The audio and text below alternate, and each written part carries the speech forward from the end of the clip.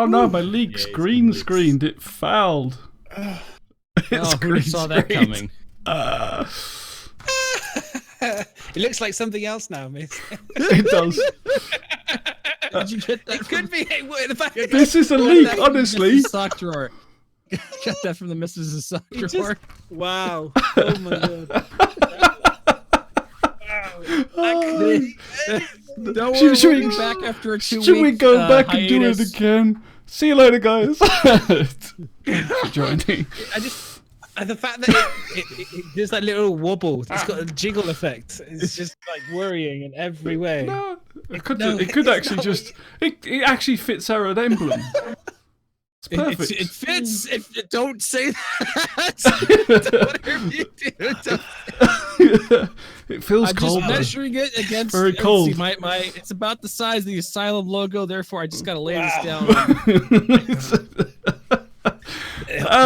Miss hobbling back to his chair earlier. Now I know why. Well, this is what happens when I don't stream for about 2 months or whatever it's been now. It's been an extremely It's gonna long be time. another 2 months hiatus. Switch terms of service. And now it's going to be forcible hiatus. a forced stop stream. It was nice. It was nice while it lasted. Good evening, everybody.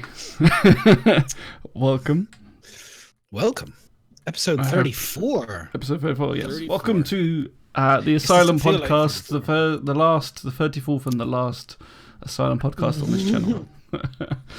Thank you all for joining us. Let me know if audio levels are okay, because I haven't done this for ages, and God knows what sort of things changed by the time I turn my computer back on. So hopefully it's all fine, but if not, let me know. So yeah, hello and welcome everybody. And today we are joined by the usual Mr. Little Bit of Madness. Hello, everyone. Good evening. And Mr. HCVertigo. How are you both doing? Where is my tag? Right. Good.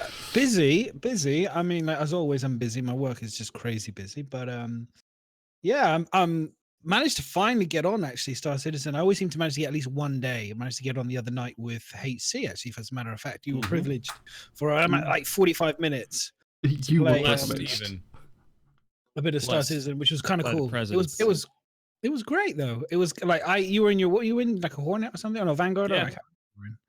And I was in. And I remember you were trying to be into something, trying to slip into something nice, and the game was just constantly fighting you.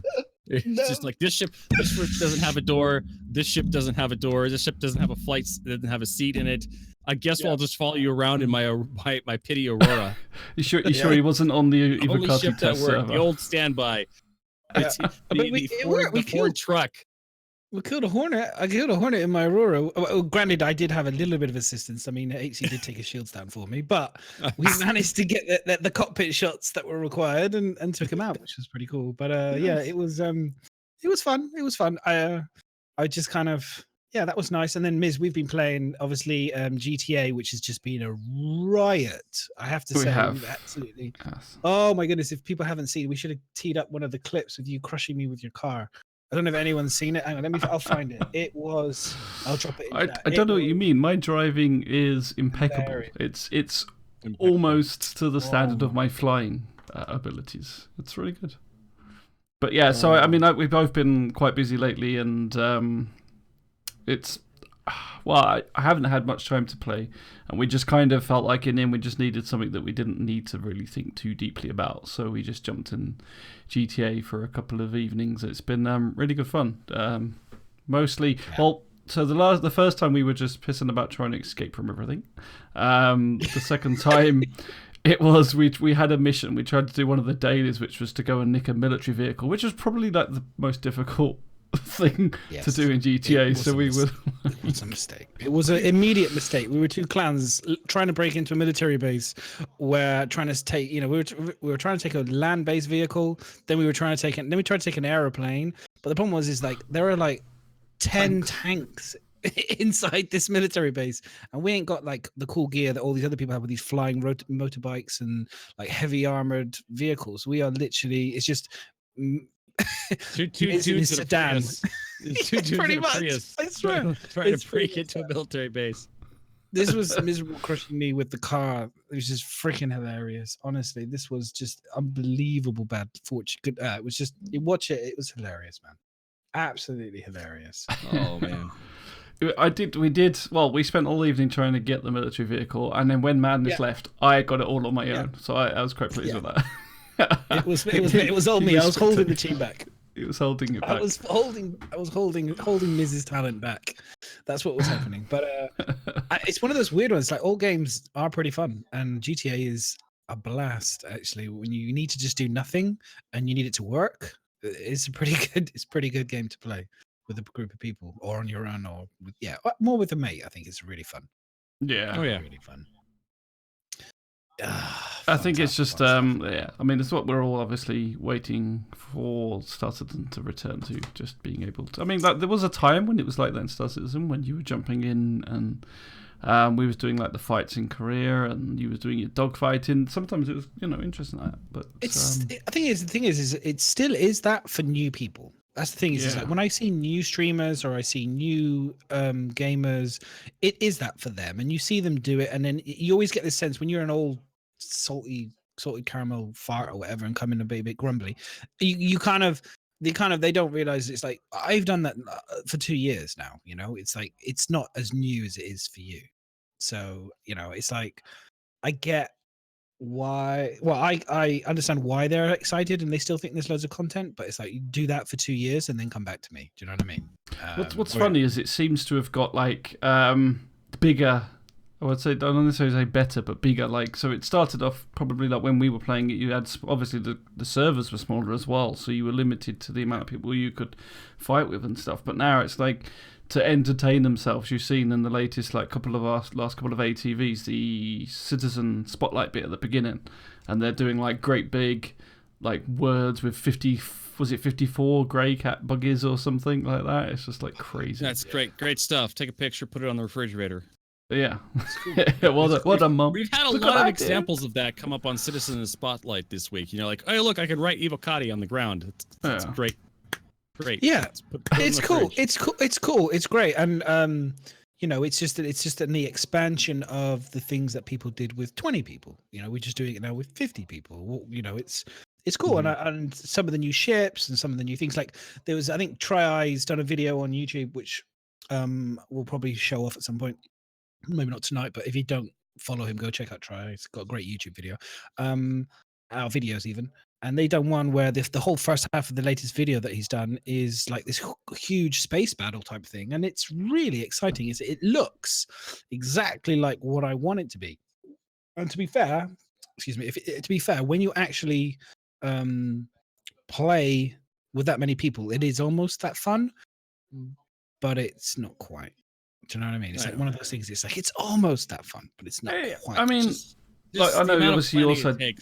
Yeah. I was going to say the fact that you can group up, that's good. But yeah, like you said, the amount of planning. You gotta get in the same server. You gotta make sure nobody crashes out of the server. Then people have to start getting their ships back because they got bugs or they fall out of their ships. There's still a lot of issues that kind of really get in the way of a good team experience here.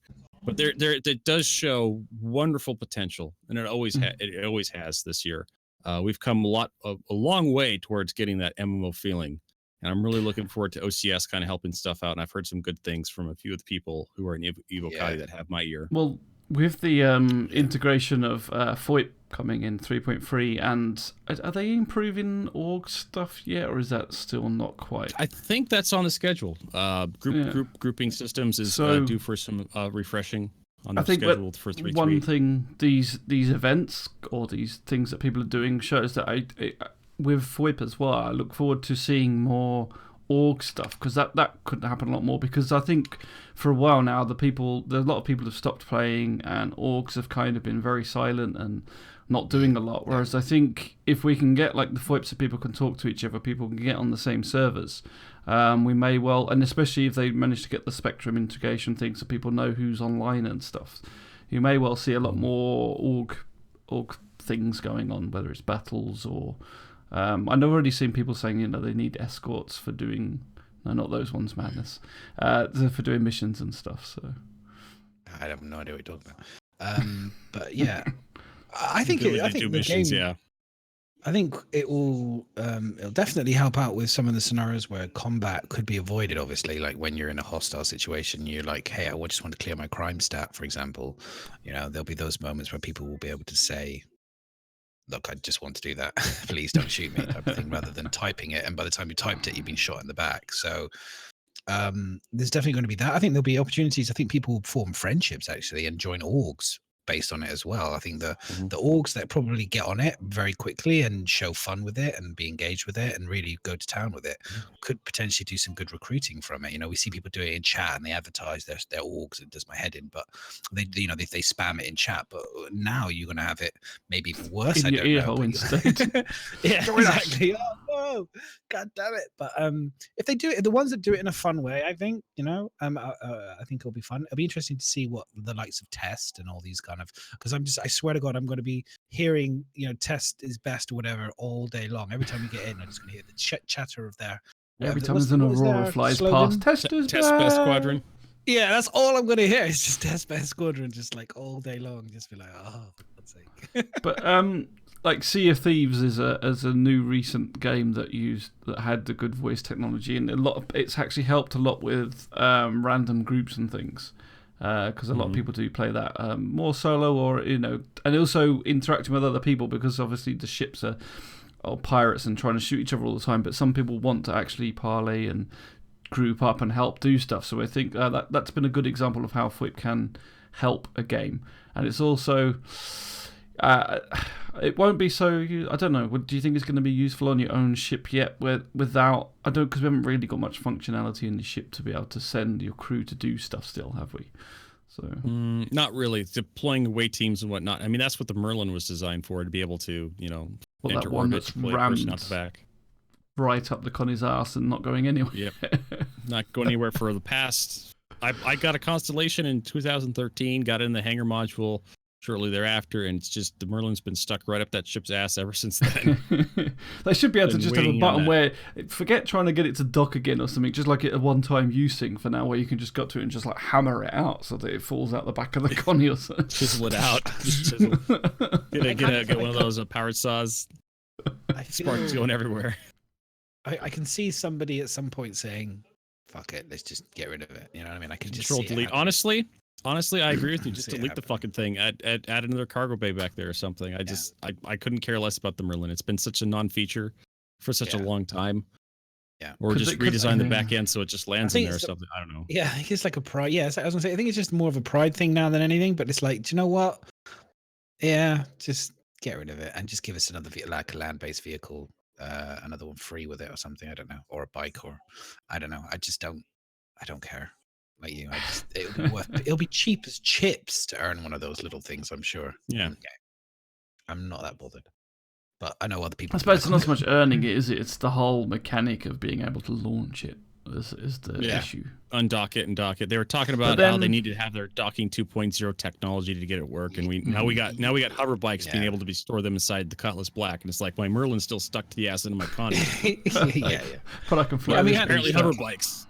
We can't spawn ships inside ships yet either. We were shown that before. We still can't show them inside yet. So it's like, well, there's so much work to be done on it. I just think that it's fine. Just leave it stuck in the back at the end of the day if you are thinking about it. But otherwise, at least use it as extra thruster. Like if we had to turn it, or turn the Merlin on, so it can give you a bit of extra speed or something. That would be brilliant. Get your mate to sit in at the back and say, "Is it working? Are we going faster?" You're like leaning backwards. Yeah, mate, give it a bit more welly. Give it a bit more.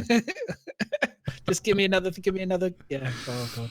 Give me another hit of that boost. Just give it that boost. I mean, we have got. So that was one of the things in the ATV, the docking inside a hangar.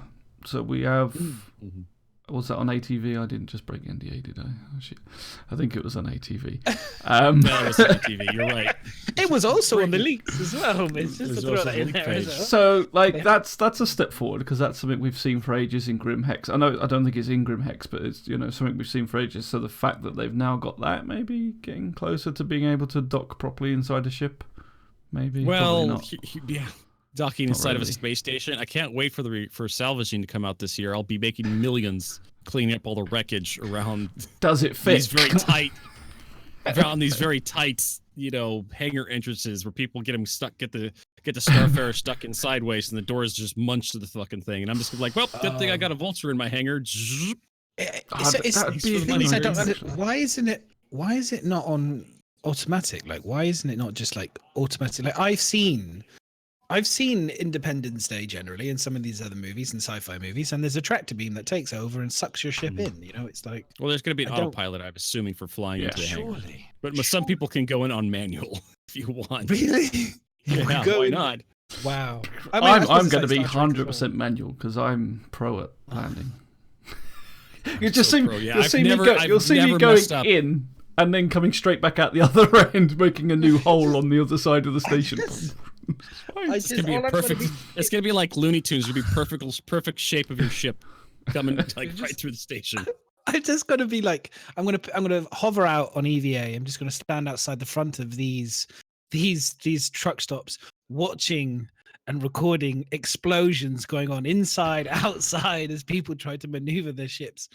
It's just gonna be, it's gonna be hilarious, absolutely hilarious. I'm just hearing the sounds.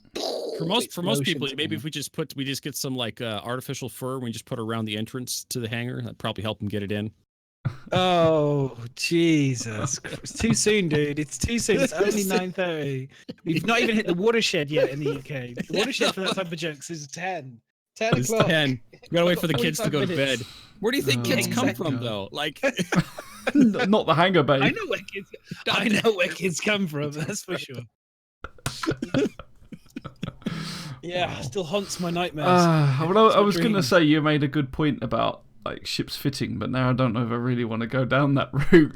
But I was going to say, well, that would be quite the NISC line of ships fitting in hangars. Yeah, that would be quite a nice idea, though, of having different size truck stops, same thing, to stop maybe like bigger ships going to some of them. Do you know what they were going to say? We're going to have different jump gates. Like, it'd be quite nice to actually have some truck stops that would be more for smaller traders, maybe to stop the big ships coming in and dumping a load of stuff. Yeah, I suspect the big truck stops will be like on the other side of jump points, very large jump points, or around very high traffic areas. They'll probably put ones that are designed to deal with like whole E's or capital ship.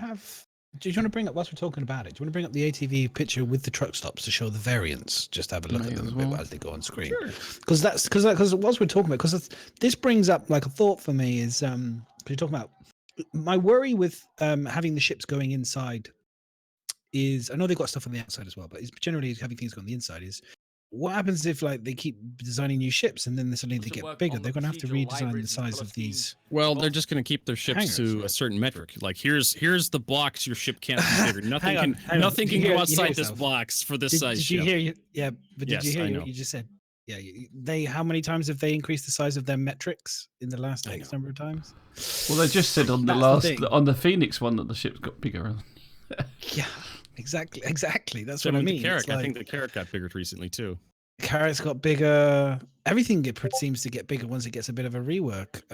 So I don't. I'm nervous, but I'm with Miz on that one. Maybe they'll just do much bigger truck stops for those bigger ships, and then they'll do the smaller ones will be for the smaller ships. So to a certain size. It's cool.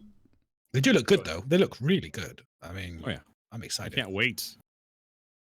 At the moment, it looks like they're aiming for like one stop fits all. It doesn't matter where you're going. But I'm just saying it would be quite nice to actually restrict some. So it would open up the gameplay for people with smaller ships as well. There's certain bits that they could go to that would the other ones couldn't go to, sort of thing. Yeah. You have a small ship with a large fuel tank, you can only hit these truck stops. But if you have a small ship with a large enough fuel tank, you can go to any truck stop, get fuel. But if you have a large ship with maybe you have a military ship which is slightly smaller, it's only designed to operate short range, you can only visit the large truck shops because that really limits where you can go in the solar system without having like some sort of a fuel ship following you around. Yeah, I was going to say, it helps set up the fuel gameplay mechanic as well then, because even if you're like near a truck stop, you might be able to do a distress type of call for fuel, and like starfarers that are in a smaller truck stop could come and fill you up and stuff. So, yeah.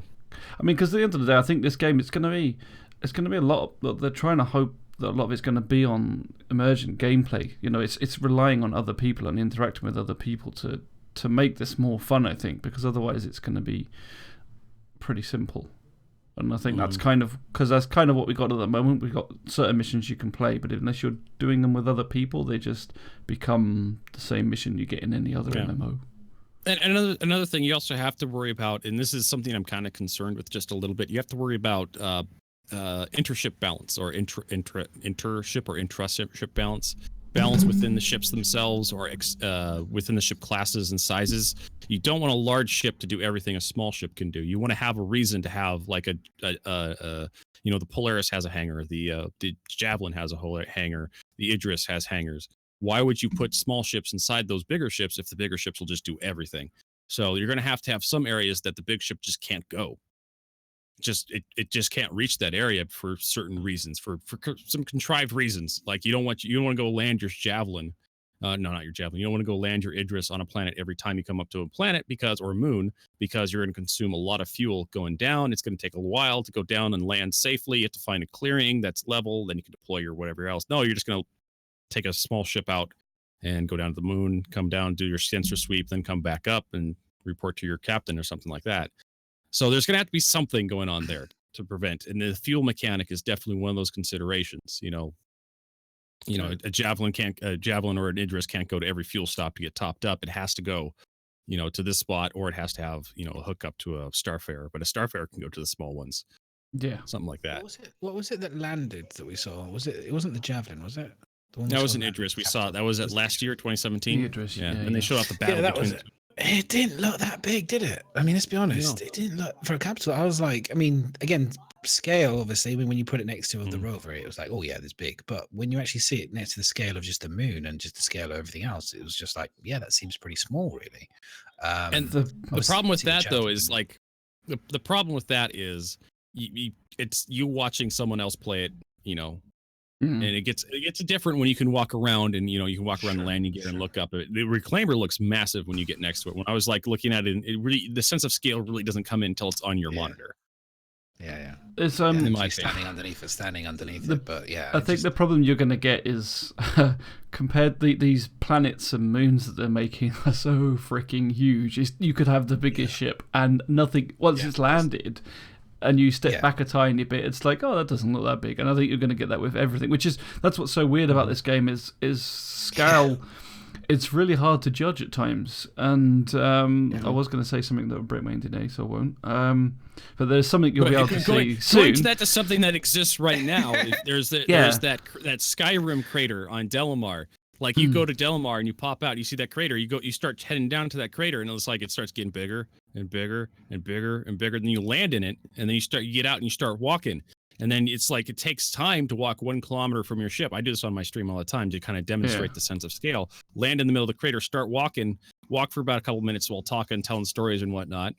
Turn around, you're 1 kilometer away, and you're like, wow, that kind of felt like it took a while, didn't it? And you start walking back in dead silence, and it's just like, boy, this is taking a while now, isn't it? We're nowhere near the edge of this crater. Then you take off from the ship and you start flying away, and it's just like you turn around and you look back at the center of the crater, like that's a big one, isn't it? Then you can do it already with the Javelin. You can do it with the Javelin, because the Javelin, we actually have the Javelin broken up in parts, obviously, as a crash. And you can kind of go, you get down there and you go, oh, this is big. But then when you fly into it and you see it in the crater, it's like, or wherever it is, it's like, it doesn't look that big, I think then you get out of your ship. Yeah.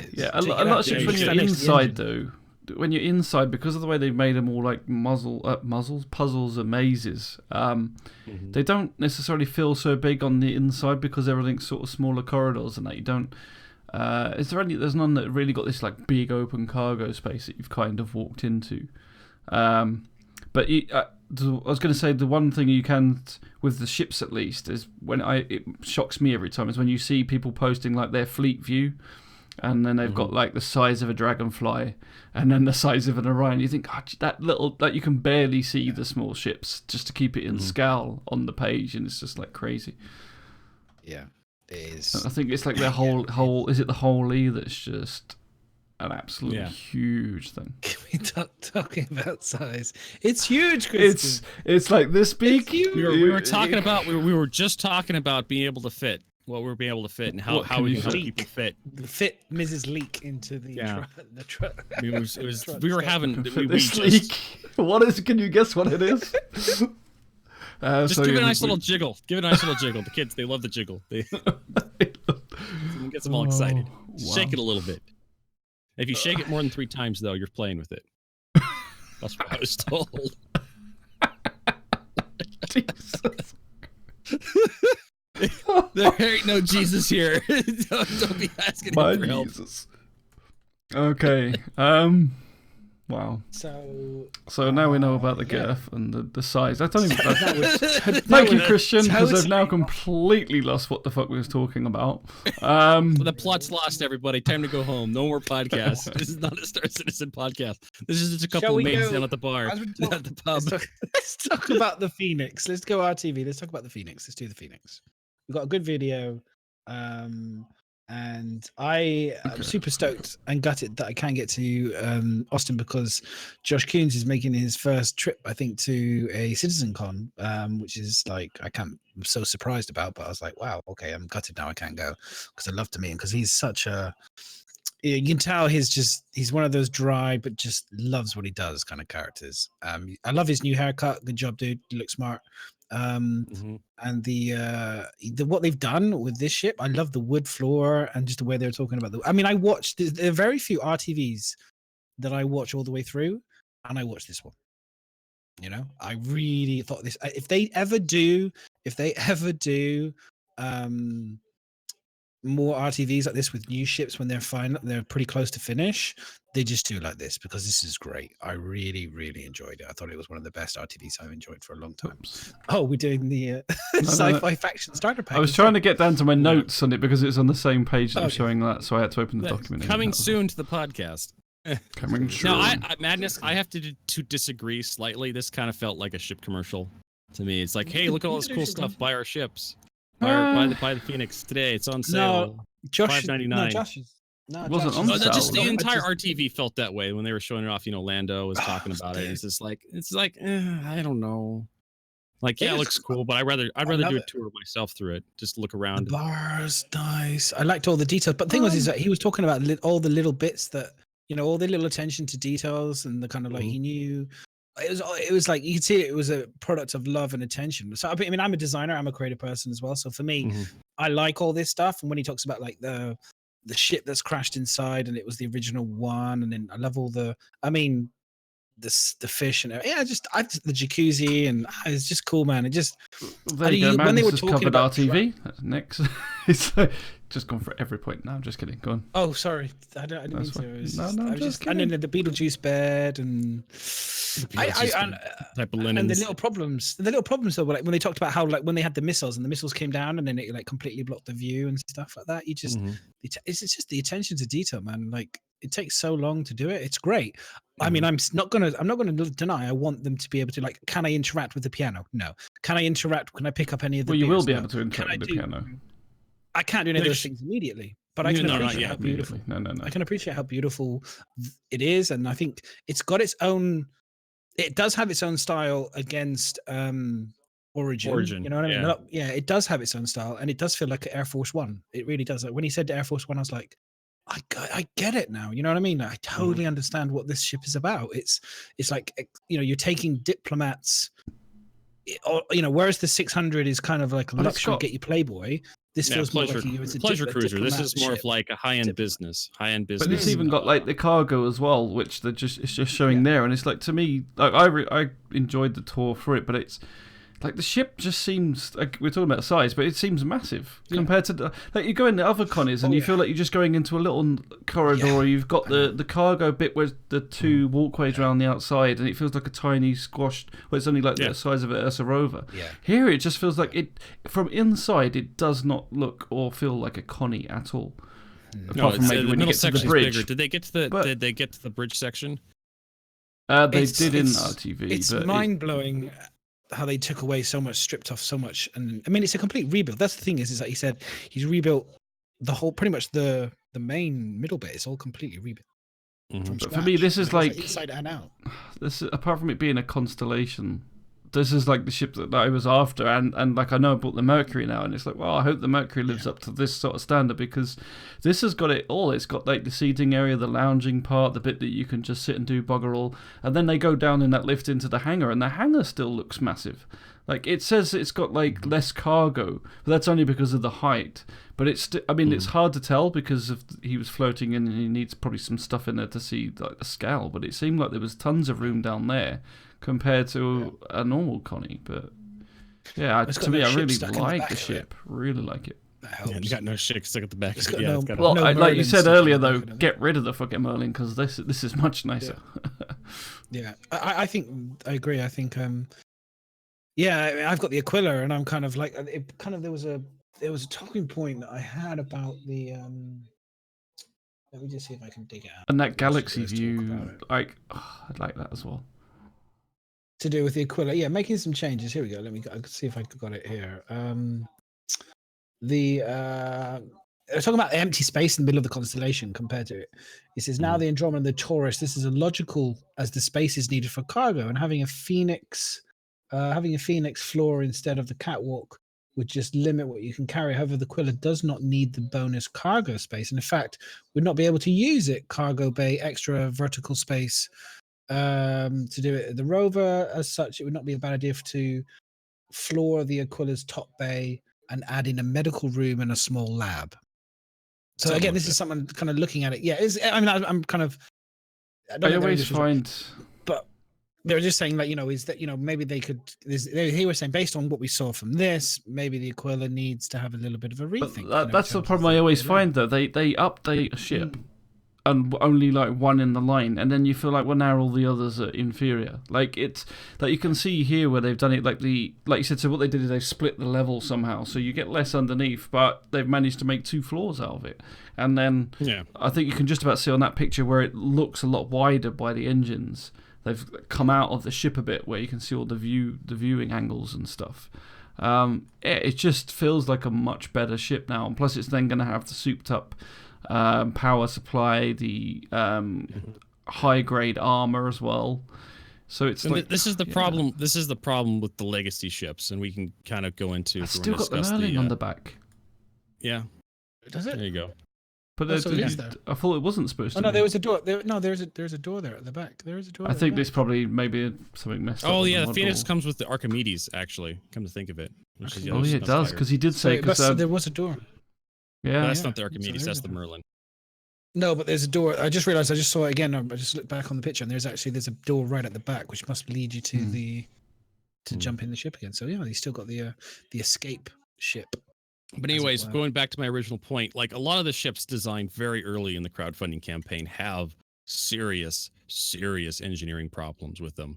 Designed when they finally nailed down their metrics, like a lot of the old ships, the Hornet, the Aurora, the Constellation, the Cutlass. Oh my God, the Cutlass! They had to redesign the entire Cutlass to make it a more usable ship.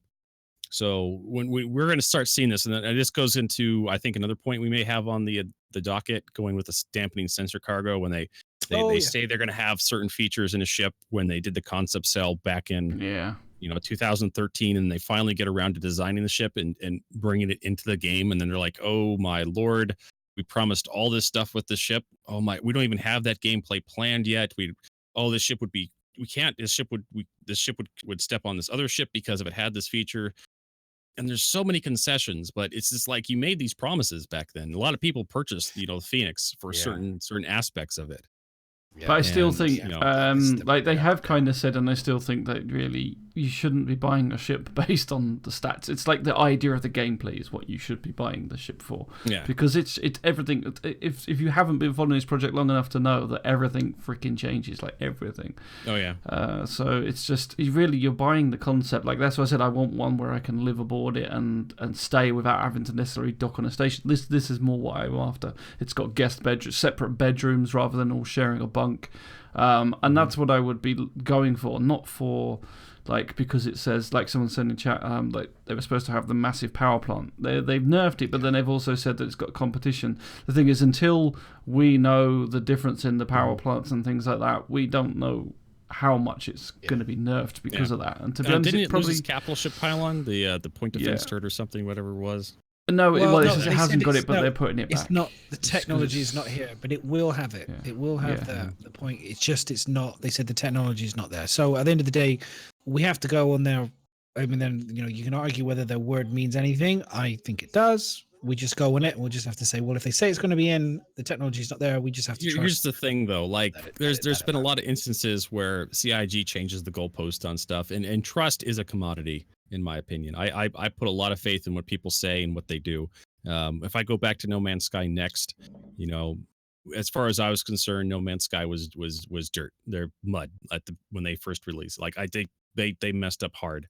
But then they knuckled down, they put the work in. They didn't just dissolve the company and everybody went and found new jobs. They put the work in, they patched the game up, and as Madness has told me by playing it, he says it's actually worth something now.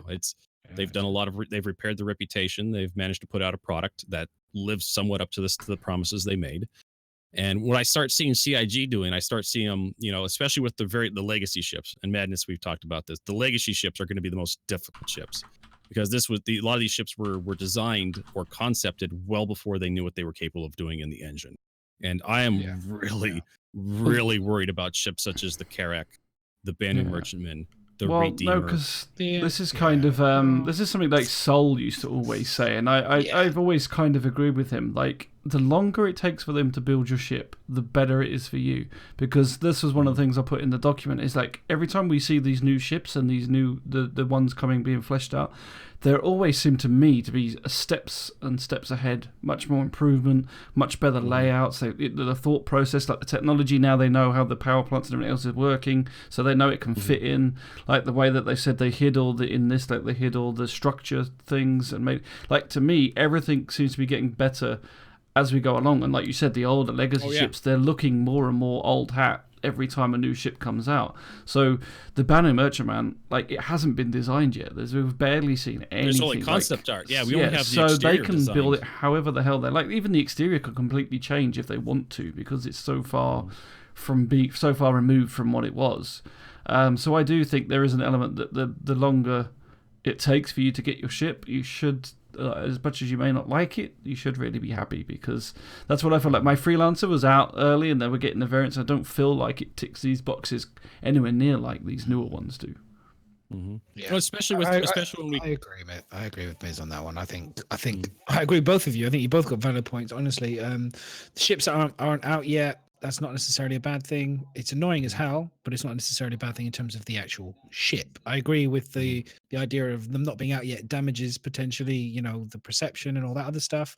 But I don't think it's necessarily bad for the ship actually getting the ship. I also agree with UHC in terms of the legacy ships that they have produced. We're seeing constant reiterations to try and bring them up to the new pipeline and standard, because even they said recently at the ATV, they've had new people come on board who are very talented, who maybe weren't available before. And there's new technologies that keep coming out all the time, the new tool sets that keep coming, and they keep improving. So the ships are going to get better. They're going to look good. The texture mapping is getting better. You know, you can see that all the time. Oh yeah, just think Phoenix is a good standout. Look at the old Freelancer Max. You know, go into your hangar and pull out one of those things, and then stand in it, and then have a look at it, and then look at it to the new version of the Freelancer, and then have a look at the new one we've seen again. It's just spaceships at the end of the day. So for me, it's like, it's great. I love them. I think it's great. I enjoyed it. Josh Coons is awesome.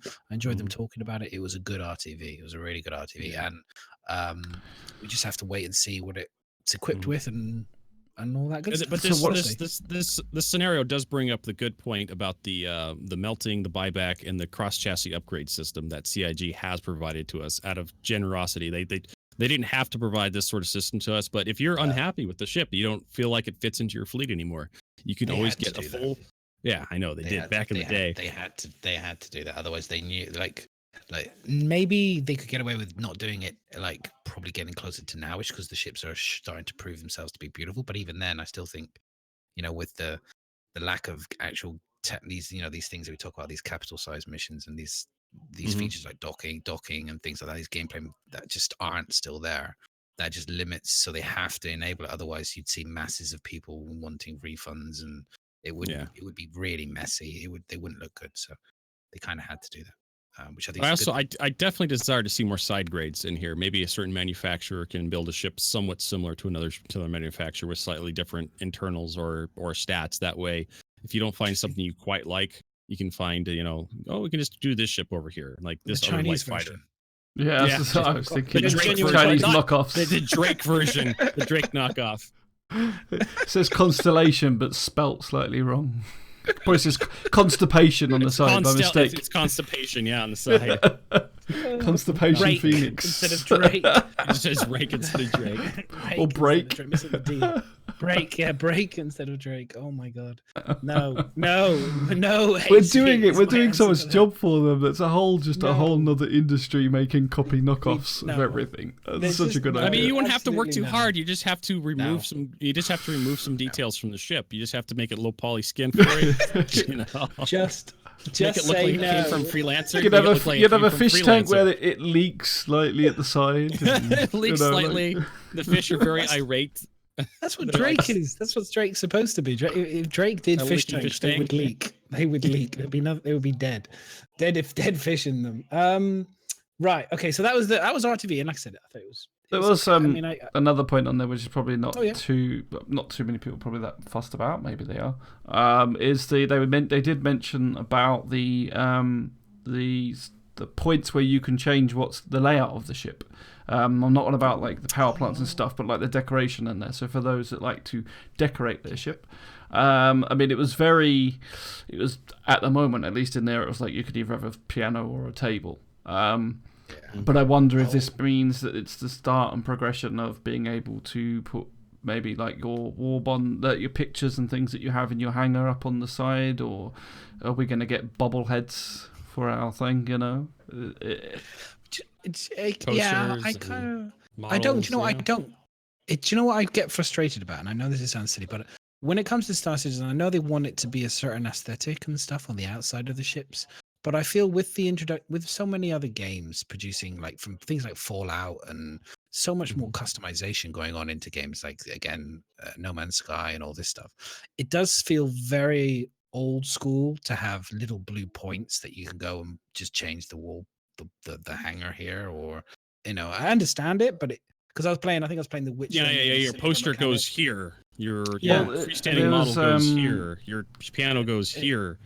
And I get some of that. I get some of it, but then like some of it, I kind of exactly. It's like you can only the piano goes in this position, and it goes here, and he's like, well, what if I want it just slightly? My feng shui says I want it just slightly over there. Well, this is why I put in the document. It's like, to me, it's a start. It's better than not being able to put anything in your ship, right? Because you don't want everyone's looking exactly the same. So to me, that's good. It means that they're at least thinking that.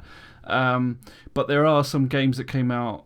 So there's been MMOs that I've played a lot where they've all done different ways of housing and different ways of adding your shit. I do hate the whole you've got to put it on this fixed point, but like I said, I prefer that to nothing at all.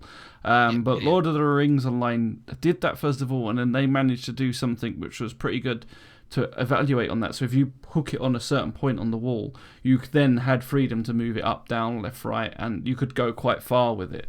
So they might hopefully allow something like that. It's not complete freedom, but I don't think I've seen games where you can just put it wherever, rotate the Dark object Age around. of Camelot was one of the few that actually did that as an MMO, but I don't know if it takes up too much resources trying to work out where everything is probably the case, but.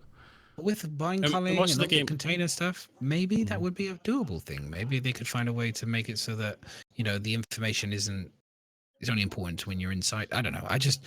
It would be nice to have a bit more in the future. I mean, but that is true. The games I have seen where you can just put decorations wherever, usually were either single player games or very low scale, like multiplayer games. Yeah, they weren't like, MMOs.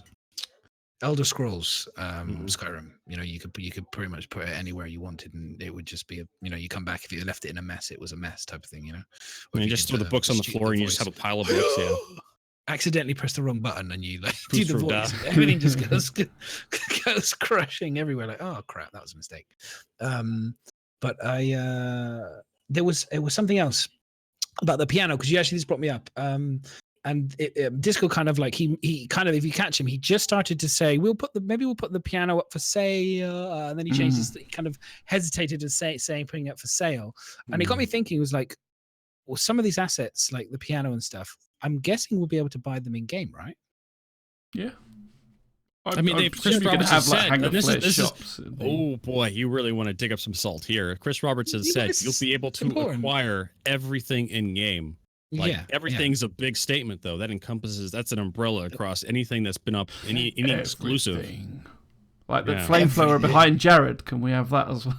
Yeah. No, but that's not in game. But in game. But that's what I mean. I was just wondering, like, some of these things, the piano was up for sale with the original. This was the thing they said. You go, because this is what got me interested in it. It was like he mentioned it. He said, "Oh, when the Phoenix was first up for sale, you got it with the ship, the piano, and then it wasn't with the new one. You had to buy it separately, temporarily, and then now then it's been off, and you can only get it without. You can't get it without. If you buy the Phoenix, you don't get the piano, so you have to buy it separately, but it's not for sale." And then I was like, For something like that, I would say, because Chris Roberts said everything will be acquirable in game, I would say you should be able to get something like it. Maybe a baby grand piano that's in black with ivory keys or something, or false ivory. Maybe not that color. Not that. This thing is skin, not that skin, not that color, but you can get something like it.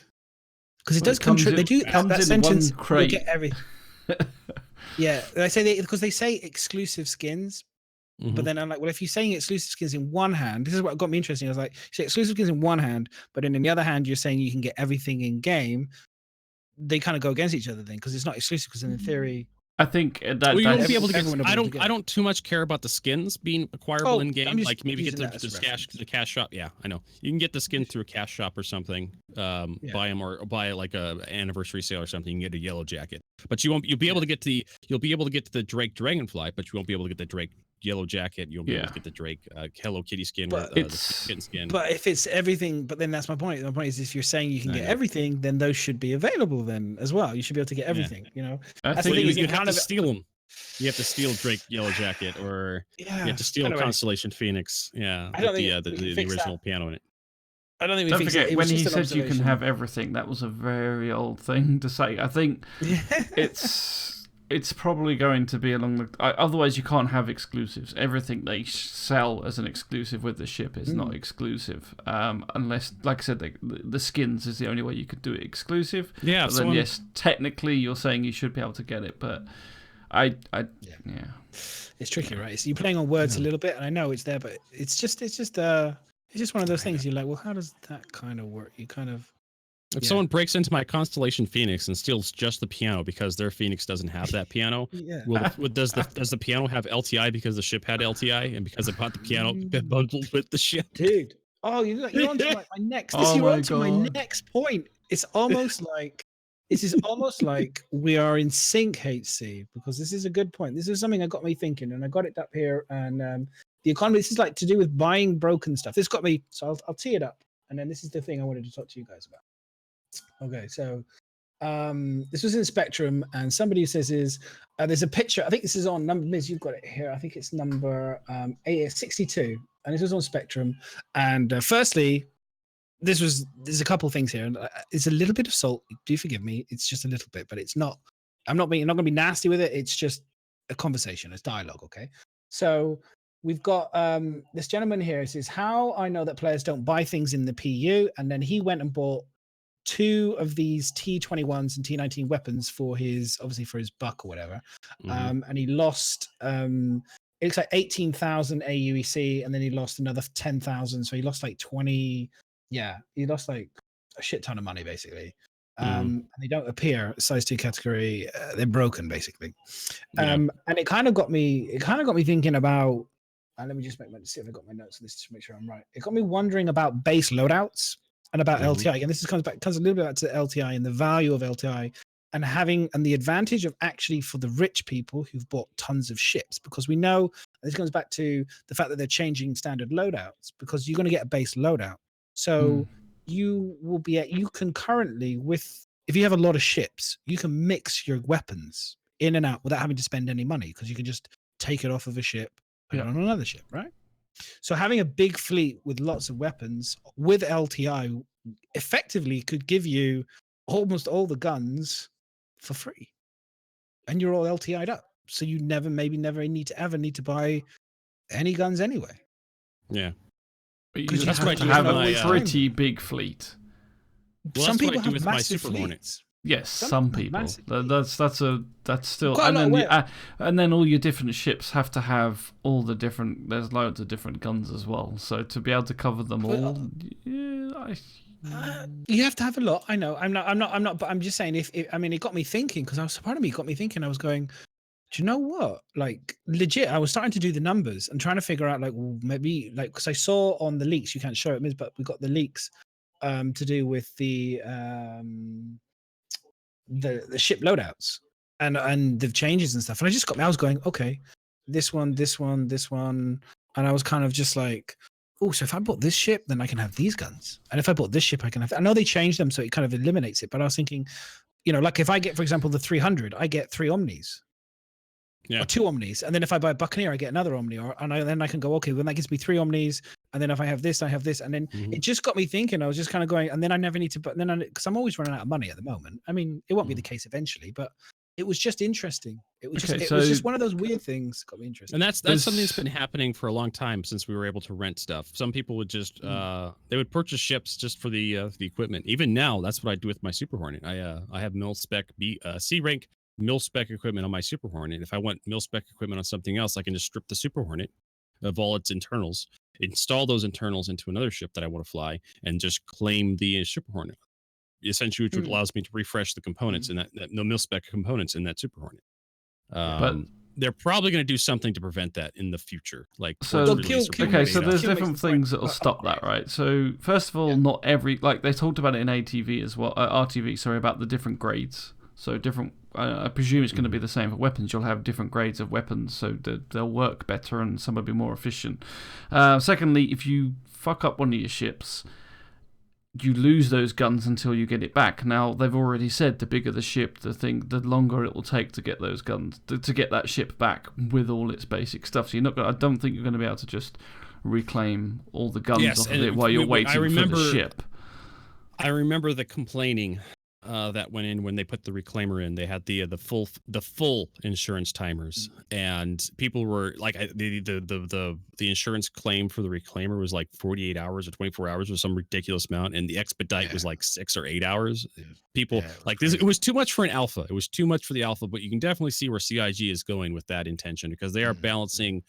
I think they're trying to set expectations. They're trying to train the player base to play what they're going to be playing in the release product. They're not trying to give us too many crutches to lean on in the alpha. They're trying to set our expectations so that they don't have to slowly ramp stuff up and then people start complaining that it's too difficult and they have to start making concessions and apologies. If they set what they expect the release insurance rates to be in the alpha when they release that feature, everybody gets used to that feature. They get used to the timers. They try to find workarounds for that. But there's too much broken stuff. It's too easy to lose your ship. The insurance was just too. That's it. It's at that point in time. At this state, it's not at that point where they can do that to us. I think that's what we had a big rant on that before. It's like, for God's sake, it's not ready for this. I get what you're saying, and it does need to be. People do need to be aware, because I think this is what's happening a lot when they make, like they've just done now with the 3.3 changes. They've changed a load of the base layouts. Now you're going to get a ton of salt because my Hornet used to come with these guns and my thing used to come. So that's it. People get set in their ways of what it is, and they seem to miss this huge disclaimer that's all over the screen saying things can change at any time, and that's the biggest problem, I think. When the insurance timers get knuckled down, when they start ramping, and I assume they will start ramping the insurance stuff up again, and then people are going to start treating their ships with a little bit more respect instead of just disposable things to move them around from point A to point B. I try to fly my ships as hard and as long as possible. If my ships are damaged or running low on fuel, I'll try to get repaired and refuel in the persistent universe. I also try to assume that I'm going to have a limited number of lives, so I'll rather run it or eject from a fight to preserve my own life, if possible. But I mean, some people with 1 or 2 ships, eventually you're going to run out of ships and you're going to have to figure out what you're going to do. But when I'm really looking forward to in-game ship purchasing with in-game money, because then those 1 or 2 ships can be backed up with the third or fourth ship, you know, depending on how cheap those ships are. Yeah, but like I said, but then what I like, what's interesting about obviously this LTI and having ships and having base gear, because Kill does make an absolutely valid point about upgrading stuff. Obviously, if you upgrade your guns, you'll get better guns. That's absolutely understandable. However, if you are kind of like just wanting a throwaway mentality, you know, in terms of like you've got a lot of ships and you can kind of just, you're a reasonable org, maybe lots of ships as well, or just a player, you've got tons of money and you've bought loads of ships, you can kind of just have that basic, that basic ship just to kind of just keep churning through them. Do you know what I mean? Effectively, because you've got the ships, you've got all the wouldn't it be just cheaper to buy guns? Well, like, not necessarily. No, because you got LTI, so like you don't need to buy the guns. Like I'm you just saying, need it's like, to, yes, they could do, but they could just spam them, like, because they've just like, well, I've got like, I bought a huge fleet and I've got tons of guns and I can just. I know this type of player probably wouldn't do that, but it was just, I'm just thinking how it can affect the whole, not like every type of gameplay in terms of bigger numbers of people, more people playing. I think it's just far too limited on being able to do that for it to actually have an effect. Because to have the guns that you want. Yeah, and this also goes back to something else we've talked about, just pay to win whales and whatnot. If you go to any late stage MMO, EVE Online, there's a lot of individual players that just have huge amounts of resources because they've been playing the game for years, and that's how StarCitizen is going to start. A lot of people are just going to have a lot of resources when the game goes live. But keep in mind, we're going to be playing through the alpha and the beta up to release. The difference between like the very last beta and release may be just a wipe and maybe a patch. That may be the difference. But a lot of people have a lot of experience because they've been playing through the beta. And beta is pretty close to what the end game is anyways, for most manufacturers, most publishers and developers I've seen anyway. Cool. No, that was it. It was just dialogue. It was just something to think about. And I was just kind of interested to kind of talk it out. Yeah, why buy components when you have them all already? Yeah. Yeah, that's kind of like, it's kind of, I mean, but when you're in that position, if you've got tons of ships, then you're not really going to be, you're playing a different type of StarCitizen to me. You know what I mean? There's a different type. If you're one of those people. But at the same time, I was just thinking to myself, maybe there's a way if you're in combat, because you forget there's a huge plethora of ships, but they're not all designed for combat. Yeah. So if you're, if you just want to be a combat person, you're immediately maybe quarter of the ships you have to think about then. Do you know what I mean? So therefore you can kind of, this is what I'm saying about doing, you can start to really focus down and go, okay, well, if I get this ship and then I get this ship, I'm going to get these weapons as standard. That's cool. So maybe I just need 2 of this, 2 of this, 2 of this. Oh, cool. Oh, guess what? I'm getting an exclusive because StarCitizen love to do this because they love to sell ships. Still, I don't know how long they'll do it for, but they love to sell ships. Guess what? We're doing a special limited edition Saber that's coming with the brand new latest guns, or I'm now conscious of $10,000. I now get access to the exclusive upgraded gun Panther size, upgrade version 3, and they're like, hey, the Panther S3 squared or whatever the new Panther. Yeah. So they just have to be kind of careful. I think they just have to be a little bit careful how that is. And this does kind of head into an interesting spot. Like I do complain about this a little bit. I think the F7C is a perfect example of a good ship in StarCitizen. Like, at least when you buy it, it has a lot of upgrading potential, but its starting condition is garbage. And I look at the Saber and I point at the Saber and I'm like, oh boy, the Saber should have been more like the F7C, in my opinion. It should have come with maybe cut down civilian components, maybe low grade stealth components with fewer guns, and then you had to spend some, dosh to upgrade it a little bit into a more effective fighting vehicle. And same with the Super Hornet. Super Hornet should have been cut down a little bit to power and effectiveness. That way you prevent what I do, where I just strip the military components and I shove them into an Aurora, and now I have a more effective Aurora because I'm bored today. I want to fly an Aurora. I'd say just for the people pay to win, this is what you're winning. It's more a case of it just pay for a huge advantage would be the kind of the way I'd look at it, because you can still discuss like people are more talented, and I just think could it be pay to win? I don't know. StarCitizen is not traditional, so we'll have to wait and see. But maybe, who knows?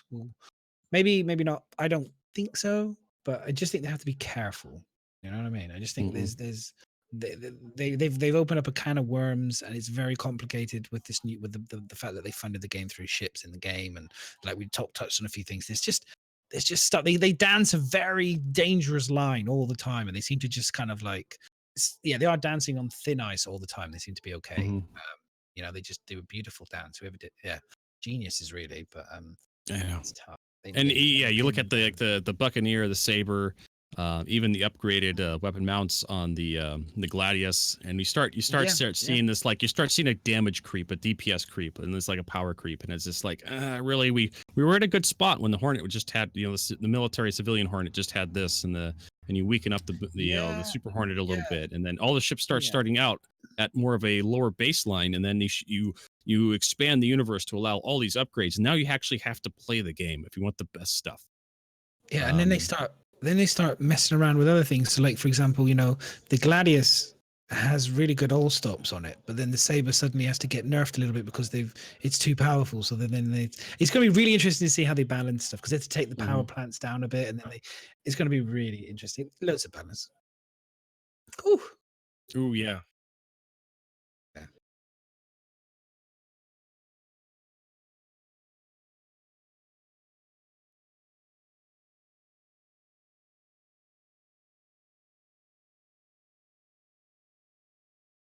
Yeah. Try again. You're saying? Just having a great conversation with myself. It's all good. Well, you didn't want to hear what else was going on, so yeah. So it's all just dialogue, by the way, guys. So yeah, when it's all just dialogue. When it comes out, eventually goes live, it's going to be completely different to any other game that we've had so far. Yeah, that was all my NDA gone out. Because although like we're playing early access games at the moment and things like, and even some you can buy shit before the game goes live, sometimes they flash wipe it or not, but the difference with StarCitizen, even when they wipe it, we've got so many backers here that have put a lot of money into the game, so we're going to start off quite far ahead. And I know they say you need to earn some money before you're going to be able to use some of your bigger ships, but the game is definitely going to start off with almost like not Eve level, but like a fully developed community and thing where people are going to be going about their stuff, where it's not going to be like a typical MMO where everyone starts at level 1 and goes, let's all rush out in our Auroras. It's not going to happen. It's going to be a whole world of people knowing what they're doing right from day one, which is going to be interesting, hard to balance, interesting to see. It could be a good thing, because a lot of MMOs and that, it gets extremely crowded, and there's a lot of issue when everybody's starting all at the same point. So it could work quite well, having people different tiered, starting in different ways. It's going to be interesting, definitely. Now, I haven't heard on this for a while, but talking about components, from my understanding, capital ships, it was going to be a hunt to rearm and get them back up and running. Stuff like the Idris and the Javelin, and maybe even anything larger in that category. They can't do that. They've got too many whales with too many big ships now to be doing that. I think, honestly, I don't think I don't think they'll like that. Maybe they will. I don't know. I'm not a whale. We'll have to ask some. Is there any whales in chat? Anybody spend $10,000 in Star Citizen? By the way, remember to like, comment, and subscribe. And they hold the hand up. They hold the hand up, going, "This is when they don't want to admit to it. They're not in the gold team club at the moment. They're like, no, I didn't spend 10,000. As soon as they're in the gold team, the future, and I was like, I spent £25,000. Yay! No, whales. Oh, nice one. Good man. We have a whale. So would you be happy with that? Would you be? Yeah, we got a whale. We landed one. Harpoons at the ready. HC. Let's go. No, good. No, you shouldn't. I mean, I always say this to the whales. I think you're mad, but I appreciate your madness because you've given the company $60 million extra. So thank you for helping build the game. That's the way I look at it. I still think you're mad, but well done. And thank you. And I will take the piss out of you, so just bear with it. But you can take the piss out of me. It's fine. So would you be happy? Would you be happy with your massive, expensive, huge capital ships to the component parts to be really difficult and hard? Do you know what I mean? Are you happy with that? Would you rather them be like any other ship? You can just buy them in a shop, you know, like maybe you have to go to a capital ship store type of thing, you know? I think for the I do think they are going to be hard to get, like not just the ships but all them sort of thing. When it gets when the higher, the bigger the ship, the bigger the component, and like when you're starting to go for like military grade and everything else, I think that is the intention, isn't it? To get it as it's not going to your common stuff will be easy to buy. Like for all the commoners out there with no money, but obviously the more expensive and the more luxury stuff, it's not only is it going to be, I think that's how they're going to make luxury as well. It's not just going to be the price, it's going to be the rarity of it. So it's going to be much harder for you to buy. So like even your Phoenix, if you wanted to restock it, it's going to cost you more. Because they've already said like the RSI don't have luxury stuff. Like this is their first luxury ship, so that means they're not going to be churning out a lot of stuff that is luxury. So yeah, I would have thought it'd be, So but that then by that kind of like, because you were saying just, I mean I don't want to go on this for too long, but it's because it's an interesting, I haven't heard many people talk about it before myself on other podcasts. By that very kind of thing you're saying in terms of, you know, the cheaper places will stock the cheaper or the more standard goods. Well, if you have LTI already and you already have all this stuff on your ships anyway, in theory you're not going to be shopping as an old back or an original back. You're not going to be shopping in these places anyway. It will be mostly the newer players, in theory, who haven't got the privileges of us who've been backers from the start, in theory. But initially, I still what don't. Would be the appeal to go? Because I think components will get better. You know what I mean? So it's like a starting point, and you'll get. It's like you know, they're saying like you get your ship Mark 1, Mark 2, Mark 3. I think as time goes on, the servers, that everything you'll get better. The actual technology within game, lore wise, will get better. So you might want to get the latest power plant because it's going to be better than your one. So I think that'll kind of how it'll work. Okay, so I got some nice comments in chat from Grave and a few of the guys talking and saying about reputation as well. I agree. I think that's a good shout. Reputation grind will be a thing. Yeah, that makes sense. Do you think they'll make you take a flight test before you can actually have a pilot license? Maybe a capital ship. You have to finish Squadron 42. We're not letting you fly anything. Spectrum, I wanted to kill them when they said that. I was like, no, please, no, I can't. But then some people really like this idea of having to take a flight test. And I was like, it's like taking a heavy goods vehicle test. If you take a capital ship out and want to be a pilot, you have to take a mission or something. Maybe they could make it a reputation thing. So you have to do some missions which involve you flying a capital ship. That would be kind of cool, but I don't want to have to.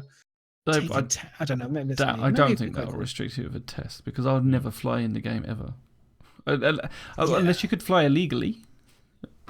So you could still take the thing and then you're an illegal pilot, but yeah, and then you're always one of those black. Yeah, you always got a red mark against you. Yeah, and then we need a space tow truck to take it away from. But anyways, I looked up the concept sale page for the Javelin Destroyer, November 27th, 2014. That's kind of one of those worrying dates, you know.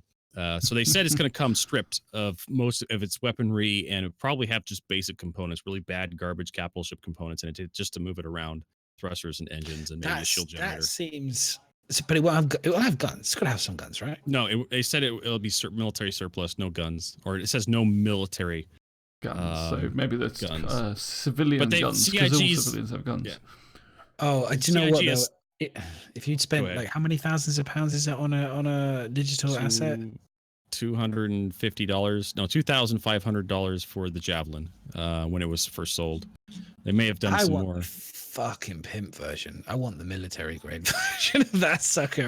I want the one that's kind of like you've done a little sweet deal with the ex-UEE military, whoever it is in charge, and just kind of he's just like, yeah, all right, pal, here you go. Here's the keys to the armory. You know, help yourself. I want that one. Or because is the F8 Lightning? Is that a civilian version as well, or is that the F8 is the military version? The F8C is like the F7C. Right. It's a stripped down civilian version. I'm gonna go on a whim here. I reckon they will release before the game when Squadron 40. I reckon they will release a Idris military spec to buy, and it will cost an additional chunk of money. I think they'll release a proper one.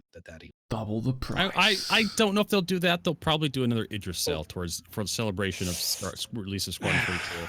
Maybe with like making more money. Serialized Idrises with a special skin. I did not realize that people were buying a shit version of an Idris. You guys have been duped. You guys seriously need to go and get your pick. Well, no, it's not a shit version. It's like the only version you can buy, isn't it? So it's like No, but it's a shit one if they bring out the military one, though. It will be. Yeah, exactly. Bring out the Oh, military God. one, yeah. But then they I'm just CC you up to the military one. So. That's true. That's true. You're killing me. You're killing me, Madness. I have to live through this shit on stream. Like hashtag scam citizen. You're buying JPEGs. Like, don't just stop, please. Not only are you buying JPEGs, you're buying shit JPEGs. You're buying shit JPEGs. You need to buy. You need to, like. I want the one with the double D's and the thong with the. I can start my price range. So I didn't even look at it. I didn't even. It's like when someone says to me, it's like, £2,000 for a digital asset, I just laugh and go, and it's never going to happen. So I just I never even realized that you're actually just getting What's the most expensive ship you got? The most expensive one I got, one was the Aquila. The most expensive ship I bought with money is with my own money would probably be the Sabre. But that was like one from other money. So cold cash, I think the most I've ever dropped is probably on the Vulture, I would say. Did you look at what specs that had? That was $100. I looked at the video when they advertised it. Yeah, but it doesn't tell you what guns and things it comes with. And I looked at because I did my homework, so I know a bit more than the average person. So I kind of did watch like all the ATVs and when they did all the like talking about it and how it worked and all that stuff. So I kind of got a bit more information than I needed I didn't buy it for the reasons of keeping it. So I suppose the Sabre would be the reason, based on what you're trying to ask me. I think the Sabre was. Yeah. And I painstakingly thought about the Sabre for a long time. I flew other people's Sabres. I knew a lot about it. But I wonder how many people in chat who actually studied what weapons and power plants their ships come with when they bought them.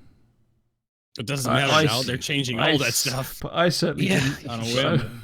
I just go, that looks nice. Bye. Yeah. I mean, I've been there. I like the Mercury. I was like, you've seen me in your Discord channel. I was like eyeing over the Mercury hard, but I didn't go in because I read the stats on it and I saw the Q&A and I read the numbers and I did put the numbers against other ships and I went, besides having 360 view with turret, it's not better than my Aquila. It's just not. It's not better than a Connie. It's just that's the only thing I can see the benefit of it. It's I think, but yeah, I mean, the Phoenix kind of blows out of the water, really, if you think about it now. Possibly. It depends until you see them actually get close to showing the inside in a proper made Mercury. Yeah. But that's going to be interesting for me because they're the two. I've got the Mercury now because I melted the other stuff, but it's definitely close between those two. Because even when I saw the Phoenix before this tour, it was like, it's looking pretty damn good. It's just that it's a freaking a Constellation with engines that snap off in the wind. Just like the Cyclone. Exactly. Yeah. Wheels fall off. Or is it just my Connies? Maybe it's just my Connies where they fall off as I'm flying them. But I know someone saying in chat, like I do know that they do. Like obviously in real life, obviously the military guys, they sell military grade, gear and stuff, and that's it's not an uncommon thing, But and you can kind of, I guess, like you said, you'll be able to bring it back to full military spec with a bit of effort. So I guess that's kind of quite cool. If you did buy a capital ship, I can see the gameplay in that. So gotta give them something to freaking do, I suppose. Yeah, I was about to say, I hope that they don't do what I said and then release a military version. I think that would be a mistake actually now, because yes, it would be good for money, but I don't think it would be good for those people. So I think they do need that gameplay. So for sure. Let's get off this subject because we'll be stuck here forever. What else have we got here? We got oh yes. Hang on. So very sad news about Limit Theory closing down. I don't know if you guys saw this, but it was the guy Chris Roberts wanted to hire this gentleman back in the day, and he was doing procedurally generated. He basically was doing a procedurally generated game. It was pretty much it was kind of like Freelancer in a way, and he kind of got swallowed. But it's just too much, just way too much to do. And I think it just shows the challenges. Let me just see if I've got it here. Yeah. I think he just basically announced it's a Kickstarter project. I don't know if anyone knows about it. It's actually looked pretty sweet. The campaign, it was a Kickstarter thing. It started around 2015. Chris Roberts himself backed it. He put 50 grand into it, from what I understand. I wouldn't be surprised if Chris calls this kid up and says, "Do you want a job?" Because he said he wanted to hire him back in the day anyway. And I'll pay you nothing so that I earn my 50 grand back. Yeah, until I get my 50 grand back. Yeah, exactly, right. We'll pay you in JPEGs. We'll print out some first year's on you. Yeah. First year you're working out of hand. Oh God. And I mean, they raised. Let me just go to the campaign. I think he raised 187,000, and the goal was 50 grand, and he was at it for 6 years. And he just basically just says like, and this is the thing, is this is what I'm saying, like why StarCitizen, and you gotta understand like why it's so hard for what they're doing, and they are breaking limits, like people can't do it. You know, he just says like, have your heart, he has to write his darkest nightmare after 6 years, and finally at the end of my means, financially and beyond the initial investment, having exhausted most of my personal savings and significantly more trouble as I'm entirely out of energy, emotionally, mentally, and physically. So I think that's kind of, it's really interesting seeing what he's done in similar sort of time, similar type of kind of thing, and how it's just burnt out, you know. And StarCitizen is, we'll talk about it, but it's like respect. This is just one of the dangers with going from a consumer point of view. This is the kind of dangers with early access and crowdfunded games, Kickstarter, just crowdfunding in general. You know, when you put your money in, generally speaking, that money is going against the company. So if the company dissolves, like you got no recourse. So be careful. It really is. Don't put money in that you can't afford to lose. It's literally if you want to buy something and it's because you want it and you can afford to not actually ever receive it, then go ahead. Otherwise, stop. Stop. Yeah. No, it's you know, it was very sad. I mean, I could imagine the guy he was doing it. You know, it's like anything. It's his baby. You want to try and do it, and you know, it just didn't work out. It's for him, so. it took a toll on him because there's games like 7 Days to Die. It has been going on for probably just as long, and the devs just keep saying we're working on it. I mean, their last alpha build, it was supposed to be out, it's a year late now, and they keep showing videos of it and stuff. But that's it. They're obviously churning and making enough money from people keep buying it to keep going, and it's their hobby probably, so they just keep at it. But obviously this guy's just got to the point where it's like, this is ruining my life. He's a young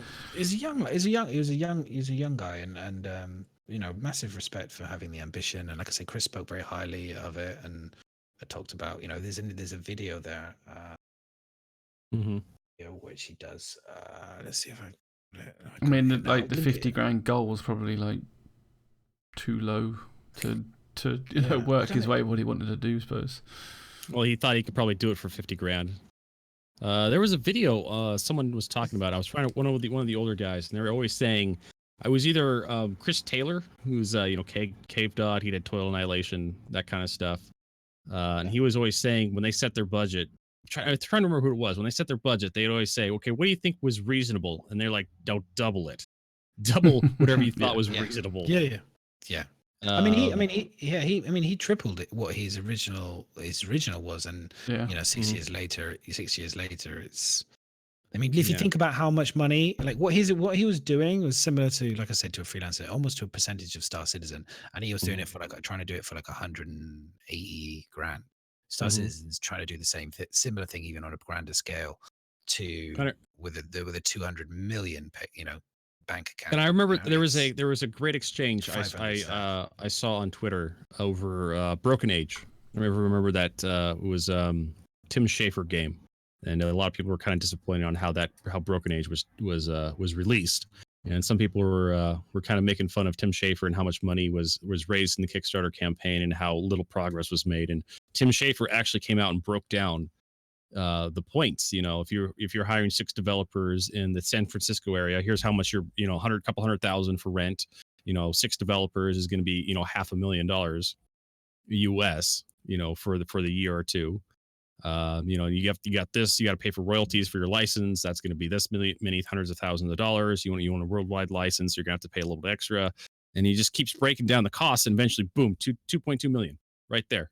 Just easily, just, you know, his employees, his licensing fees, how long it's going to take him to develop the game. You know, he's got a business. You're going to have to, you know, get your building. You're going to have some amenities in the building because you're going to have to hire people who know what they're doing. And it's just, you know, that's kind of how it is with this business. If you want people who know what they're doing, you're gonna have to put your business down in areas where people live, who want to live there. You know, Los Angeles, Austin, you know, these are nice areas where people with nice neighborhoods where people are going to want to live. And then you're going to have to stock your, and then you're going to have to put amenities in your building for, so your people will enjoy working for you. And then you're going to have to pay them a wage that's going to be, you know, desirable. Manchester, I know, right? I screwed that one. I don't know. I don't know. I don't know much about Manchester. You can tell me. Is it like the Austin, Texas, or the San Antonio of? It's where they grew up, I think, which is pretty much the reason why they went there. More than any, yeah. We'll stick with that. It's where they grew up. They have historical ties to it. Yeah. But yeah, it's just one of those things with the business. Like, you want to attract talent, you got to give reasons for talent to show up. You got to bait that mousetrap with something the mouse wants to have. And that's just how it is. That's how you burn through some of this money so quickly. It's planning for anything like that. You do kind of. It's going to be like that in bloody StarCitizen. I'll be like, oh, you only need a few thousand to do this mission. And next thing you know, you're buying the guns, buying the out crates, realizing you need to hire someone to escort you. Because we talked about this before, like having escorts to do certain missions and things like. Well, that's going to eat into your like profit. Because I remember seeing like Mac mining stuff, and he was mining the shittiest asteroids you could find. Do you think that this was in reality in the game, and you had to hire someone to protect you and everything? You would literally be making nothing. Yeah. A lot of that stuff is just going to be, you know, if we talk about gameplay terms, like a lot of that stuff is just going to be ignorable. You're going to be looking for the smaller miners are probably going to be looking for the really good minerals. You know, they're going to be. And we don't have stealth in just yet. You know, some of these smaller prospectors nobody will care about you because you're just mining like garbage and whatnot. So there'll be no reason to mess with you. Hopefully you'll be able to hire, like, you know, get conglomerates together, pool your money, and just hire a group of mercenaries and whatnot to patrol the system to kind of mess with people that are trying to mess with you. Like, if you see this group of people come through here, it doesn't matter who it is, just you know, put a couple shots into them, you know, make them get them a repair bill and just shoo them off, you know, that kind of stuff. Yeah, that's a good idea, actually. Yeah. Right. We come to potentially the leak section now. I'm thinking, because Ms. your NDA, and I don't think it's good to have the leaks on your channel, what we might do. So for anyone that's listening and watching, we may make this an additional podcast extra ad, which we're going to add to the YouTube channel, where we will discuss the leaks. So if you, I hate to do it, I know we want to do it live, but we have to respect the fact that Ms. is NDA and this is his channel, and we don't want to get him in trouble. So, but we will put the NDA, we will record a little snippet later, and we will put it up on the YouTube channel for tomorrow. So if you want to catch up tomorrow with that bit, you can. So we'll be, just to give you the people that are interested, we'll be talking about the FOIP videos. We can still discuss it now a little bit if you want to, but I think it'll be better to put it on the video and discuss it all as one. We've got the Cyclone variants, which we can talk about if you really want to. Object container streaming, we'll go over the object container streaming instructions as well. So we'll probably end the podcast a little bit earlier than we normally do, just so that we can do that. Yeah, fine. NDA. We gotta respect. Yeah, no, I just gotta be careful. We just gotta be careful. I just don't want to get him in trouble, which I think is understandable. We have, but we do have some pictures which are kind of sneak peeks. So there's the laser repeater S4. Miss, I think you can show that. I don't think that's NDA, right? Robert Space. It's I think it's called Sneak Peek. So I presume so. Oh, that was on the thing. Yeah. Is that the new Hearthstone Dynamics attrition series or dominant series? Yeah, the new size 4. It looks nice. I was like, it looks pretty cool. It looks like detail. Yeah, like, I know, right? I was like, what? Looks cool. I mean, I know not everyone gets the chubby for guns, but I was like, yeah, it looks. I mean, I love the kind of the copper on the front and just very, very cool. And then we have another one, which is what is in the box, I wonder. So this was obviously people getting excited for Citizencon, and this is from people that Miserable you know quite well. And I know Moist has been obviously moving up to Scotland. This is from JR, I believe. And so, what does people think in the box? This is a question for chat, guys. So, if you give Mrs. It's number 47.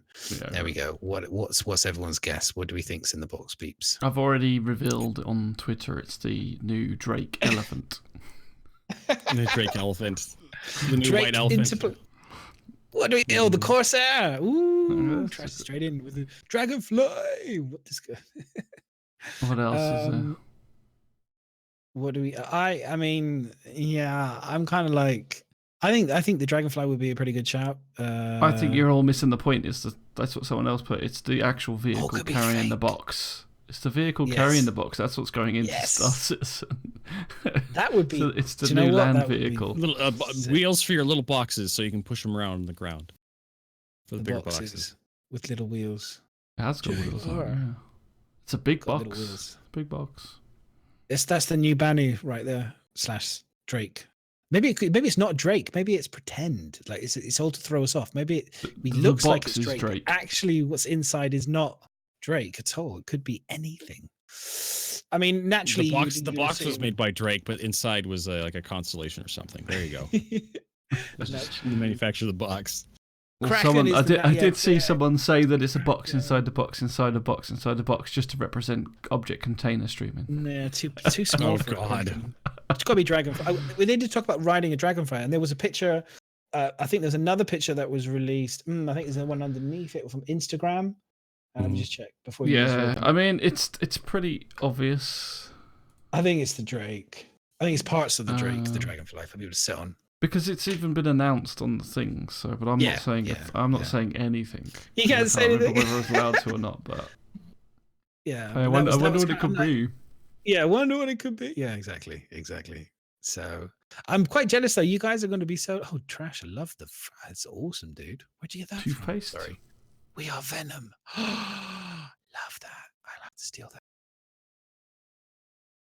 It's probably like a limited edition global emote. It's free, yes. Well, yeah, because the film's coming out, so they're like, I mean, yeah, well, you know, it's you scroll down, Woo! It's there. Yes, I'm a fan. I'm excited. Yeah, he's gonna do one with his face now and the tongue coming out instead. There's a few cartoon characters, my kind of like my favorites.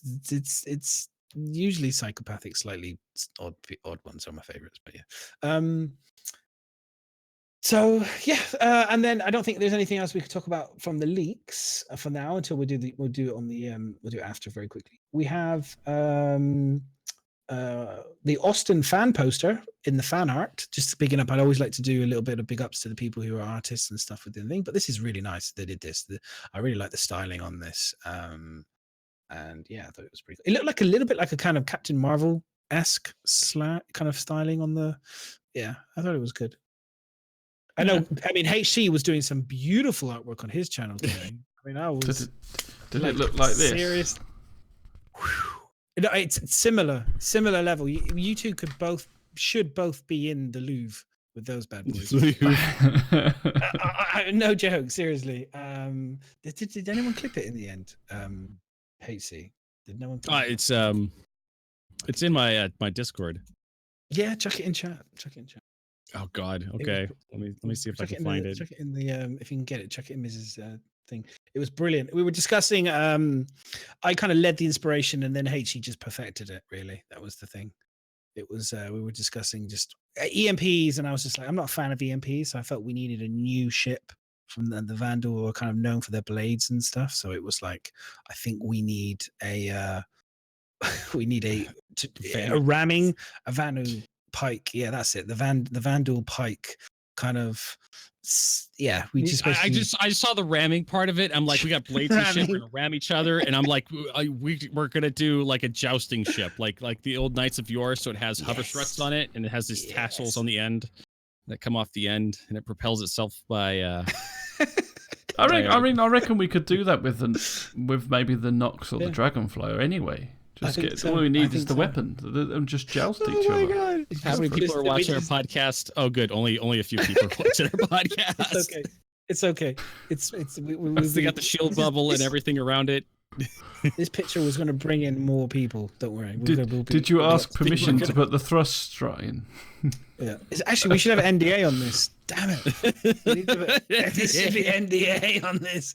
No one look. We were saying to Christian, he needs to print it out. I think he's probably already printed it out and take it down and put it on the fridge in CIG as inspiration. Between that and that, no, Christian, take this entire, just print the screen and just print the screen out. Have this free of charge with it. We could just we do both of those. We are the new concept artists for StarCitizen. Yeah. Do you know what? Actually, we need to have the broom cupboard. When I was a kid in the UK, there was a show called The Broom Cupboard with Philip Schofield and Gordon the Gopher. And basically, people would send in their artwork and they'd put it behind in the broom cupboard and they'd pick it up. We need to do the same thing for. I think we're going to have an art corner. Everybody people can send us their work. We can. And we'll stick them up behind us. Yeah, I don't know if I'd call it an art corner, more of an art bin. Yeah, yeah. That's what we're gonna do. Have just a bin full of art. We are going to do it. We'll have, and I'm going to put up people's artwork behind us. I think that will make it the display behind us. We'll call it, and then art corner. Oh, we could even do like in Critical Role. They do that slow, the musical break, and then we can show off, and we'll write our names next to it. Send us your artwork. We could could just do like an intro video with everybody's work. Yeah. We don't have to print that out then. You see, that's a good idea. Yeah. Oh, that would be awesome. Right, I'm done. That's a new idea going forward. We're doing that. It's doing that, but it will be done with a bit of tongue in cheek. So don't expect genius drawings. It'll be a couple brilliant ones, and then there's going to be the HC. We need to add a color to it. Like, let me get my favorite tool. And I click on the crayon tool and I start coloring it in. Oh, the Heartbeat Gallery theme music. Yeah, that's a good idea. Yes. So tweet your pictures to Asylum FWG. Yeah. And we'll pick them up. I'm gonna get that started. Yeah. We'll just do it. We've got this. This is good stuff. Live good stuff. I like the ideas. Okay. That was pretty cool. And then I think there was one. Someone else has done this one. So it's the one underneath it was we want to see more of, which was they'd landed obviously their exploration Aquila on the planet, and they'd obviously put in some Egyptian. Looks like Age of Conan. Looks like Age of Conan in it. Yeah. And I was like, I know for anyone here is like that has an Aquila or wants to do exploration and stuff, like that is kind of, we kind of want to see old buildings and this type of. I certainly want to see alien kind of buildings in game and that. That's my kind of content. Yeah, like exactly.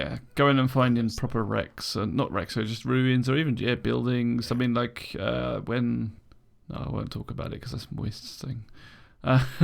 So other games have things like when they introduce the alien thing and you discover it. It's cool. I can't wait to be going and seeing alien planets and landing down and exploring this sort of stuff. It's going to be amazing. It is a little bit like Tomb Raider-y though, isn't it? Really, in a way, if you think about it. This picture is. Yeah, it's kind of got that kind of Alien Raider, whatever you want to call it. Alien kind of feel. Alien Raider. That's going to be the next Tomb Raider in the future. Alien Raider. Tomb Raider 2044. Well, that would say that you're going to raid an alien rather than its tomb. No. Well, yeah, we can alien raid. I mean, like, she could sneak across the border or something. She'd become like a legal alien, and then she could like start pilfering their ancient, break into the museum and start stealing from the museum as an illegal alien. AVP. That could work. AVP alien.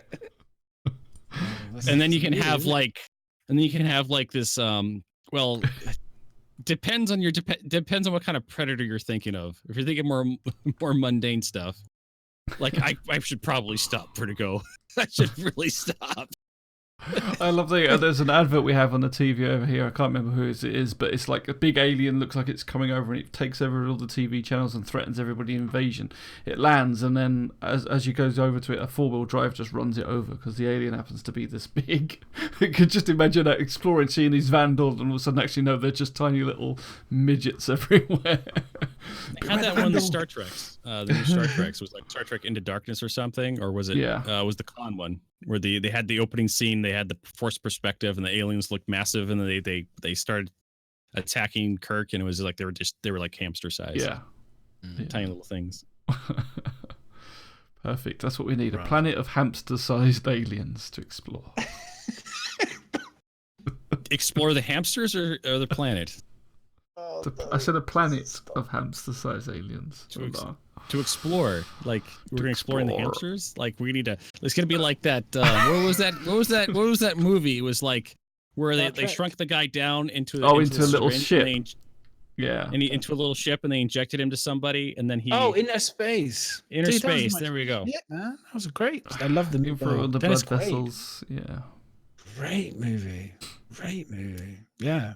Actually, well, I always remember. Do you know when you watch a movie as a kid or like a person, you don't realize who they are, like one of the characters in the movie. Then you go watch another TV show, and then you watch it back again years later, and you go, "Oh my God, that's the Doctor from Voyager, and he plays the cowboy." Oh my God, what? Why did I not know this? Richard Picardo. That's the name of the doctor, the actor who played the Doctor in Voyager, Richard Picardo. And he played the cowboy in Inner Space, which was hilarious. And then it starts off with the dude who's kind of was the 80s baddie for the moment with the one hand and the gun, and then they have the BMX bit with the don't because they're just reliving memories here, reliving great memories. And then he took off with ET in the basket on a wrong BMX. God, it was the wrong BMX. He did a skidding break. Yeah, I remember it all very well. Welcome to nostalgia. Do you know what Do you know what made me brought a little bit of nostalgia? And if anyone is here, don't do it. If you are my age, you'll remember there's a cartoon show called Babar. Does anyone remember Babar? The elephant Babar? Oh yeah, play the introduction music to Babar, and I tell you what, it brings a little moment of just pure child joy, because you just kind of like all the memories of being a kid and watching kid shows and cartoons just come flooding back. It was like I remember just watching it going, it's just a simple melody and just. And there's no words. It's just music, and I just remember. We'll be doing our art gallery to it next week. This is tragic. This is Babar music. Yeah. Anyway, sorry. Even now, I'm just getting. Wow. Stuck that's like 4 times. That's so randomly gone in a different direction. That's got nothing to do with StarCitizen. But well done. I know. Welcome to the podcast. We just meander. Meander aimlessly. We have some questions. Surprisingly, we have 3 actually. So the first question is from Squarepeg, and he says, "Have you seen the X4 Foundations as a release date and pricing info?" Now, I hadn't until you told me. And I looked at it. It's November the 18th, right? 2018. Is that correct? Unless there's something else. Pretty interesting. Come on. Because I was like. And then it says it will be available on Steam and on November the 30th. Sorry, my bad, not 18th. I've got 2018. I mean, November the 30th, 2018. And then I watched the video, and I'd never seen this before. I don't know what is it. Yeah, I don't know. I do not actually know what it is. But I watched the video and now I get it. It's a space game. Yeah. A long-awaited sequel to the successful X series, which again I've never played the X series, so I have no idea. So the next the XCOM game, XCOM game. Think so. Hang on, what's XCOM? Isn't XCOM the? Jesus. I thought XCOM was the turn-based thing. Yeah, XCOM is the turn-based thing. It's not that. No. Different. Yeah, it's totally different. Well, I mean, it might be, but they might have gone away from the turn-based because it looks like a freelancer kind of game again, like we were just discussing. It's kind of got that freelancer stuff. I mean, this is what we're saying. This is kind of my biggest, not concern, but this is kind of, well, no, it is a concern. And somebody mentioned this on other Reddits, and I've seen a few other people say the same thing. It's, the relevance of StarCitizen. I think it will always trump everything because it's got time to do it, but we will be playing StarCitizen and other games, I think, before we play StarCitizen. Which is actually a good point, because we'll skip one question for a second, because someone put Daddy Trash Dove has put, if StarCitizen fails and closes, what would you do? The answer is play other games. Play other games. Luckily enough, my life does not hinge on the balance of StarCitizen. So if it fails, if it closes, we will be doing the Asylum podcast, and we will be talking about different games, which is something we might be doing soon anyway. So we've been talking about it forever, but we've just been so busy with work and real life, we haven't been able to. So if people are interested in hearing us talk about other shit, let us know. We'll be playing Red Dead Redemption. I will be, definitely. That's for sure. It comes out on freaking PC. And I will be playing Fallout 76 without doubt. I'm sure Miz will be getting that and probably be cracking on with that, and we'll probably do stuff on that. So, we're definitely going to be doing other things. That's for sure. So anyway, if you haven't seen X4 Foundations, go and check it out. I'll have a look later on and see what it's all about. See if it's worth giving a go or not. I think I've seen it in one of the Discords, so that's all good. But you can put it in chat if you want, so people can go and have a look at. Yeah, I mean, to me, any game. It's been said before, and I think Chris Robertson said as well. If it's space games, he's happy for more space games to keep that interest going in space games and stuff is what you want. And so, if it does well, that's good. So we have second question was from McCoyboy82, and he said, "Is the Constellation Andromeda still a medium freight / gunship that is fit for combat?" Yes. It's got 2 turrets, it's got the 4 big guns, it's got a bunch of missiles, and it has the extra missile pylons that get changed off for the Aquila stuff. So it's got good firepower. Good and they also said that although they said the Phoenix is getting better shields than was it shields or armor or something than one of the others, they did say everything. It sounds like it's all getting a bit of a revamp from what he kept hinting at. So yeah, they're looking at it all again, I'm sure. They'll but yes, I mean the truth is that all of these kind of medium-sized ships I think die a bit too quickly still. Do you know what I mean? I don't know about I think so. They die a bit. But I'm wondering if that's all going to get massively tweaked when stuff actually works, like when you can get people on the console changing the power and changing the shields, whether that's all going to change a little bit. Because at the moment there's no way of controlling that. In theory, they're going to die faster when we get object container streaming and all these improvements, because we'll be doing the bulk of our DPS now. Won't be missing. It will be probably, if you're good, we'll definitely be hitting. So in theory, they could die quicker. So they will have to look at how they crippling ships and all this kind of stuff. So they're definitely going to have to look at that. But I wouldn't be surprised to see the ships blowing up quicker in the next couple of patches, if I'm honestly. Yeah. Until like as Grey Pearl said, and we've talked about it before, and they've mentioned on ATV that they want to be time to disable rather than time to kill. Yeah. And so, but until those mechanics are in, it's going to be a lot of explosions for a little while, I think. Yeah. There needs to be a really long, you need to be really hard at it to blow up a ship. I think it should be.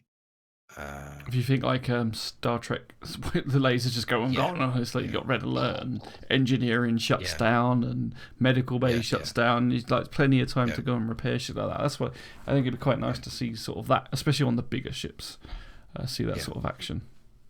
I agree. I think this the only ships. It's all about scale, isn't it? If you come in with a massive freaking Idris or whatever, and it's got that huge rail cannon on the front, then maybe you could do that one shot. Kind of, it goes right through the bow of a medium-sized, Connie, or go through a Connie and just rips it in half, type of thing.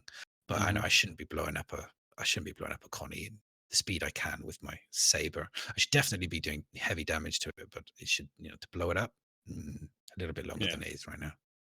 And he has to give you that reason to go to the escape pods. The Constellation, the beds are the escape pods. So you need some time to actually get there. Like I activated the self-destruct on the Aurora today, and most of that timer is taken up by just getting out of the seat. It's just like as soon as I get to the door on the Aurora to open it up, the ship blows up. It's like a missile's coming for me. No, in a minute. Yeah. Again, that's in Inner Space. They have that. I've said it before. There's the bit with the guy who has the automatic hand that picks up the little chip and puts it into the thing, and the hand's doing this fancy maneuver bit, and then the guy gets really irritated and just grabs it and shoves it into the machine. That pretty much sums up Star Citizen's seat. I totally forgot about that part. It's just make a parody of that or something. That sums up Star Citizen's seat animations and the long drawn out kind of, we just want to get to the fucking chip in thing. I don't need this anything. Right. it looked great the first time. That was the thing, is they made him do it the first time, and we were all like, "Ooh, look at the hand!" and picks up the chip, and it all looks fantastic. But when they're in a rush, they don't need it. It should switch off. Right. Any more questions? Excellent smart question in chat if you want to ask any, but I think that's all done. I have another one. So talking about offline creative sandbox. So offline mode.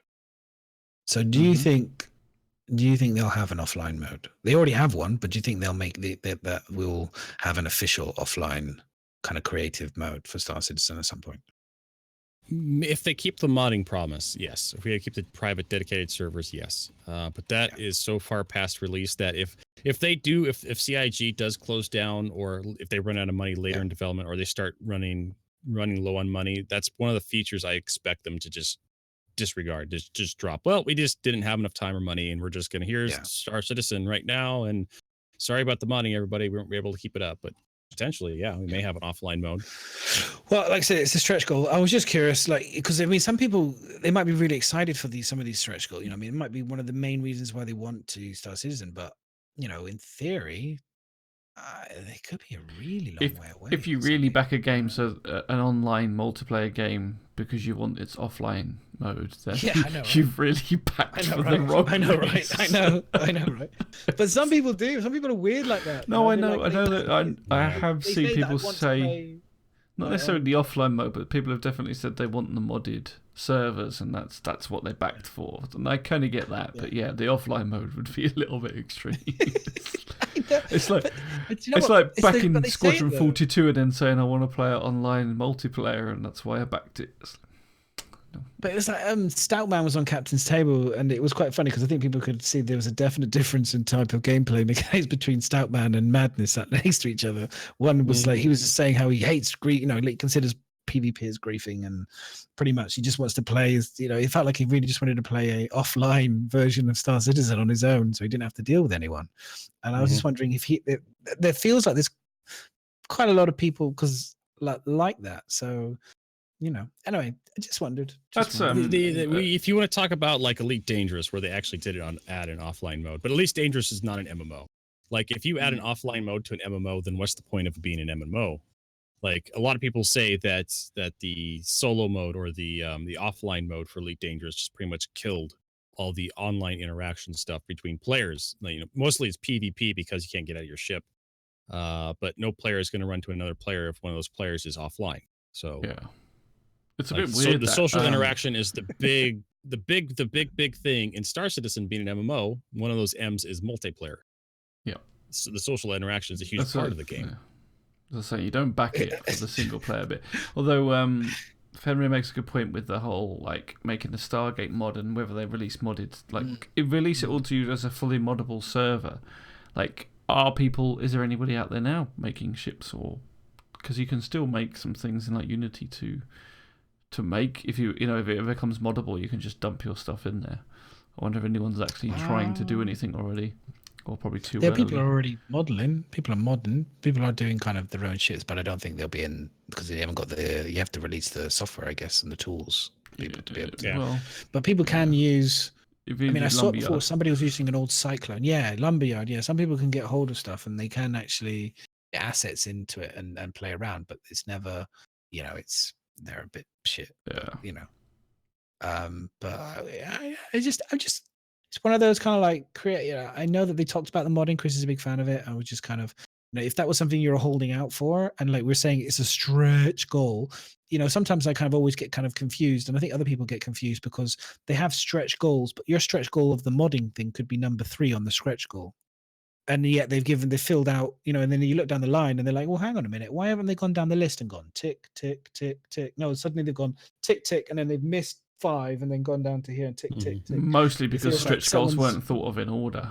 They were just shit, we need another stretch goal, we need another stretch goal. Plus, there's some things that become, as anything, as the game gets developed, there's some things that become clearly more important than others. And we haven't got a game, so there's not worry about fucking bringing out mods or a single one. We need to get the game made first. So yeah, it's definitely going to be on the back burner compared to actually finishing the game so that people can play it. So do you think maybe they should go back over the stretch goals and say, hey guys, we're going to just do a re-edit of our stretch goals and just put them in line of or in order now of what is actually we're gonna you know. I mean, do you think they that must. Would be a good idea? I would have thought If it's about internally they themselves. must have a rough idea on that. I would have thought. And you could have both. You could have the old one and say this is what we originally had, and then now we've gone back, and now after 6 years, and this is now actually, they do the roadmap. I suppose you could say that, but the roadmap changes as well, so maybe that's why they don't do it. But I mean, some of these things are really big. You could kind of reshuffle them around a little bit. Yeah, if they change it around, the world would burn. Everyone would be like, burn! How dare you! No, you can't change anything. I don't know. Maybe I'm a bit more open to change, I guess, than some. So yeah, I think I mean, they've obviously got to make stuff in order. So I do agree there must be some internal log that says, oh, we're going to make jackets, so that could be a stretch goal that we can tick. Whereas jet propelled backpacks we're not near that yet, so that's going to be miles away. But then I suppose putting it in order, that again, it then lines them up to say, well, you said this was going to be the next stretch goal, and you haven't done it now, and it's like, oh god, yeah, that's true. We know. I suppose that's true. So that's probably why not. And then I'm going to say the last bit, which is kind of a bit of a fun topic of conversation, which is what we were going to start with, but I think would be a good one to talk about, is, if you recall it, is number 26 on the doc, and it says just a cool picture talking about stereotypes and are we brainwashed? Oh, here we go. Does it make us, or is it comfortable? So this is a nice little conversation piece for everyone to kind of like, if you want it. I mean, I think the thing is, every time I think something's going to be a good conversation piece, people just zone out and don't even say anything. But so this is, someone put this up on Reddit. I thought it was a dope picture because it basically sums up the stereotypical boxes that aliens and humans and design and everything else that seems to be put on things. And I know that people, like a formula, it's like become a formula. And now if you step outside of the formula, people lose their shit. But it's like, the human always seems to have, the newest to the galactic scene, but somehow extremely influential and high in population. The spaceship's technologies are really boxy and military looking. The weapons like a railgun and conventional bullets, still, effective on aliens for some reason. And then you have the elegant alien, it's like their space technologies are extremely curvy and smooth and slick and cool. And you've got like the organic alien, and then we have the precursor alien that's dead and died out, but the technology is still lingering somewhere. And then we have, what was the other one? There's a brilliant one at the end as well. There's the brute. Yeah, there's always the kind of the Klingon, the tough, physically imposing alien that's powerful adversary we're at war with. Like I suppose you could say that the Vandal-esque type of thing, warrior race with blades, and it's all very, we've kind of seen it. You know what I mean? And I kind of wonder with other people, like, do you think no cyborgs there? Yeah, there's no cyborg. Do you think that we could, humans we could break if CRG was to break from that? They haven't. They've stuck very firmly to this. But if games were to break this type of idea, do you think people would lose their shit over? I mean, do you think, how would you break it? Imagine the unimaginable. Like, they try to describe salt without using the word salty. Yeah, but like, essentially what you've asked. Humans be elegant, but humans can be elegant, right? Like, we've seen Origin ships are elegant ships. They're beautiful. They're curvy. They've got style. They've got things. Couldn't that be the human ships? Why did the human ships have to be boxy, square? I mean, there are some things that don't it, but like, there is no reason why you couldn't have. It's not alien. Then, humans. The problem with humans are they're very much more restrictive because you're basing it off of us, so you can't all of a sudden have big, massive, brute alien humans. Well, maybe if you modified them. We do. Warhammer 40K. True. Big ass. But they're in power cells, though, aren't they? They're not actually changed as a human.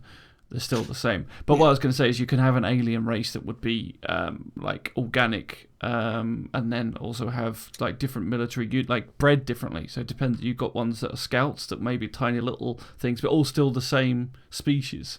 but go from being complete massive brutes to little tiny things that do spying and things like that. Why? Yeah, it could be all under one bracket of a race, rather than, because like you said, this is what the stereotypic is, like this race does this race does that, rather than a sort of one race that might do both or have both. Yeah. I just find it interesting. Like, it just seems to be like we've kind of it's become kind of, you know, pocketed being like good into guys, this, yeah. you know? Yeah, it's become like, you know, I kind of, you know, we talked about this in like, this is the sort of thing we talk about like with D&D and Dungeons, when you create characters and stuff, is to go against the stereotype, you know. Maybe like the big brutes and all the rest of it are really lovely, you know, really, really nice and cuddly, and, you know, they've just happened to be, they're just really, you know, they're just the cooking utensils rather than actual weapons. Do you know what I mean? Like from Monsters Inc. Sully. Yeah, Monsters Inc. style. It's not really what you think. Really friendly. The complete opposite. From a different perspective. But do you know what I mean? Like, maybe, you know, the Vandal have to be violent, but maybe the Vandal don't. Maybe they're not all bad. The Vandal. Do you know what I mean? Like, we don't know enough about. Maybe the Vandal shouldn't all be bad. You could have, like, humans could have organic ships, and we could have designed something through technology where you can organically plug yourself into the ship. Like, why does it have to be a different race that does it? Why can't you merge yourself and become one with the ship? Yeah, kind of like the shadow ships from Babylon 5. There you go. Yeah, definitely. Or you know, you could have like your crazy kind of Elon Musk-esque type of human who kind of started his own cult, similar to BioShock type of thing, you know, underwater world kind of civilization, where he kind of created this whole new thing, and they had their own tech. Oh, you just did it, Madness. Yeah. You reminded me of a game called Endless Space. There was a faction in Endless Space. I'm trying to remember the name of the faction. But the faction was headed up by this very rich dude who was obsessed with himself, self-absorbed. He was very egotistical, and he found this ancient alien cloning machine. He ended up making a race of people just like him by cloning himself billions of times over. And that was the whole, that was that race, that was that faction's population. They just built cloning machines, and they cloned themselves over and over and over and over again. I thought it was very original. I'm trying to remember the name of the faction. I can't remember it for the. Imagine populating a planet with loads of fucking madness. I remember that episode of Red Dwarf. Rimmer World, maybe. Slightly, but yeah. No, I just think that you know, I hope the writers and stuff. There's nothing wrong with obviously kind of keeping things to a kind of a traditional scripted line. It's very predictable. People get that lovely sense of, woohoo, I was correct. What the hell? maybe not quite what I was thinking, but fair enough. Wow. Okay. Wow. But you know, I just it's fantastic. Human machine interface. Machine interface. But no, I just think that it would be nice. I like it. I like that in other games is when they break the stereotype. That's one of the things I liked about Mass Effect, in a sense, was like when you got to know the brute characters, and you kind of you know, when you met, you realize like the organic alien, the Reapers were actually another alien. You've been playing too much D&D, basically. I have. I think you're right. I think you've ruined me. I think I like more complex. I like a bit more complexity. I don't think it's. Yeah, I mean, I don't want the 19s. I don't want a 19. I mean, everyone talks about Wing Commander, blah blah, 1990s. That was fine in the 90s, but I want a more complicated story arc. I want a more complicated character arc. I want a more complicated alien arc. Do you know what I mean? I don't think that's. I mean, what you're speaking about is almost like the MMO stereotype trap as well, isn't it? They did the same thing. If it's a big guy, it's a tank. If it's a little thin person, it's a rogue. And it's like, it all falls into that trap. But yeah, we went through old Chris Roberts games, and Chris Roberts wrote the Kilrathi as, you know, he was able to write them in as fairly interesting protagonists and antagonists for the game. You know, you had Hobbs, which was not every Kilrathi was an enemy in the Wing Commander series. In fact, there was traitor Kilrathi, people who actually joined the Confederation. Kilrathi had joined the Confederation on the Confederate side of the war. So there may be friendly Vanduul out there that the player can come across and trade with. In fact, I suspect we'll have a Vanduul expansion where Vanduul will become a playable alien race. You know, after the human Vanduul war, we'll have a few colonies of the Vanduul that turn traitor, and then the humans can play as Vanduul. I think this is what I'm saying. Like Fenrir is talking about. You'll get that from Squadron 42. Yeah, that's fine. I'll definitely get that in Squadron 42. But I definitely want. You're talking about traders, HC. When you go onto these truck stops, the wonderful thing about when you played Mass Effect, which I loved, is when you go onto the station. I forget what the name of the station was now. The big one where the main center. The Citadel. All the action. The Citadel. That's the one. And you had a mixture of aliens there. I know. You play it now. It's a little dated, but a little dated, yeah. Yeah, it's a little dated, but the truth is that was they were the first game that I can remember. Besides, no, Knights of the Old Republic was the first one. But same company, BioWare. They created that kind of wonderfulness of different alien races on stations and stuff. And yeah. I mean, at the moment we haven't even got females, so. Yeah, I know, right? Just tick some females on it. No, but it's I know, I agree what you say. That is one thing it's kind of missing at the moment because there's just humans everywhere, and it'll be nice to sort of start seeing a little living world with different aliens being part of the trading system and things like that. Yeah, I mean, this is what more for Citadel. This is for Citizencon. Some of the things because in theory we're going to get women avatars very soon, end of the year, right? 3.4. Or 3.3, I think they're in one of the patches. They're in one of the patches now, female avatars. So this is Citizencon is all about the future and all about newness. And for me, I would be super excited to see some of the aliens actually made up, properly polyed up. We've seen the Vandal. I'd like to see the Xi'an, and I'd like to see the Tavarian as well now, because we've seen concept for them. We haven't seen any of the actual models, so that would be my excitement would go pretty high if, at Citizencon if I start to see that would some be a of these nice thing aliens. to see, actually. Yeah, instead of and more planets and things, it'd be pretty cool to see some actual modeled 3D modeled stuff. Yeah. Oh yeah. That would be, and talking as well, because we've obviously got the FOIP. So to see, they showed us off the technology. There was an old video on one of our podcasts a while ago where we showed, I think it was Andy Serkis doing the mocap testing for, I think it was for a different engine. It was for Unreal Engine, and they had the mouth doing, but it's the same face company. And it looked Faceware. It looked so good, and I was like, "Oh my god!" I was hoping for Citizencon that they're going to do that, where we'll have a human talking to an alien. Do you know what I mean? Or a Vandal, or we'll see something. I'm just hyped for that. I'm just like, oh, so excited to see that, because that for me will be like legit Squadron 42 next year. That would be like, if they did a little sneak peek like that, I'd be like so excited, because it's 142 next year or the year after. That's my kind of, like I said, it all comes down to where I think they host. If it's London, I think we've got a good chance. Or if it's Manchester, I think we've got a good chance. If it's LA, I still think we have a good chance. But if it's if it's Frankfurt, then no. If it's Frankfurt, then no. Just plain and simple. Frankfurt, no. But London or Manchester. I mean, if they say London, then it's definitely on, right? Because it makes and if they say we're now having the show in London, it'll be like, okay, they're definitely it's on. It's on, boys. It's on. Yeah. Or Derby. Yeah, Derby. Yes, but in Derby would be it's not happening. It's not happening in Derby. It's not happening in Derby. The Squadron 42 is not there. But if they say London, then my hype level will go through the. I think everyone's hype level will go through the roof, because like that means legit. Like, whoa, Squadron 42 is coming. Actually, that brings me to my one of the comments. Sorry, I know we're just running a bit over now.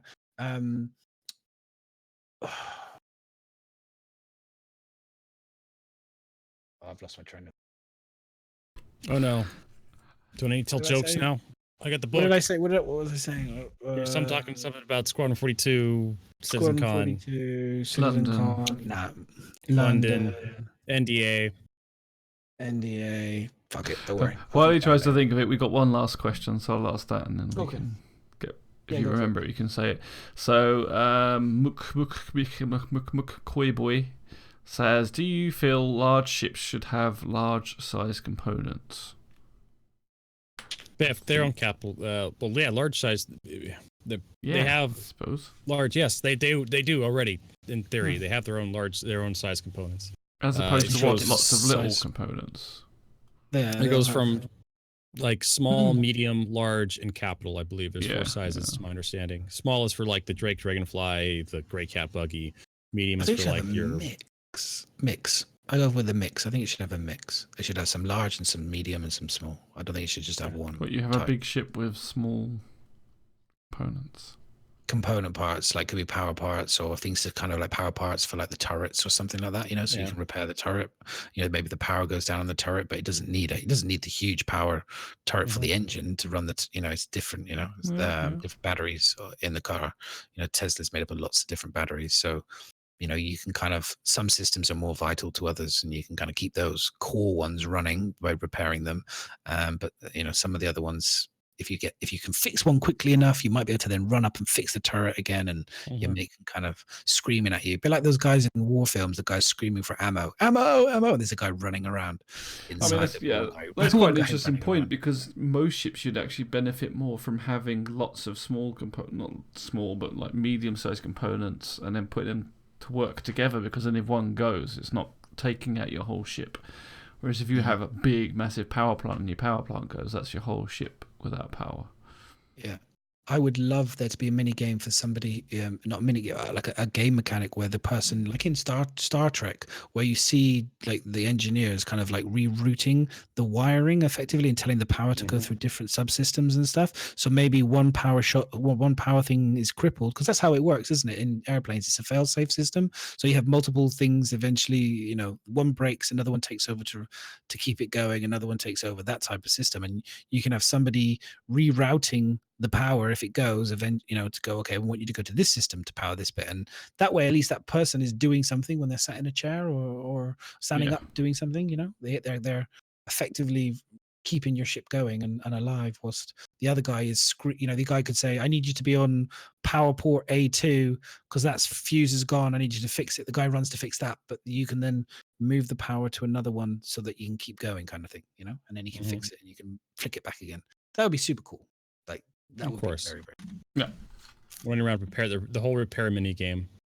Yeah, like it has to be fun and interesting and have diversity to it, because obviously, it could get a little bit tedious, especially you don't kind of short straw. Oh, he's going to be that person doing the crap job type of thing, Yeah, I know that comes into other MMOs where people are like, oh, we need someone to heal the team.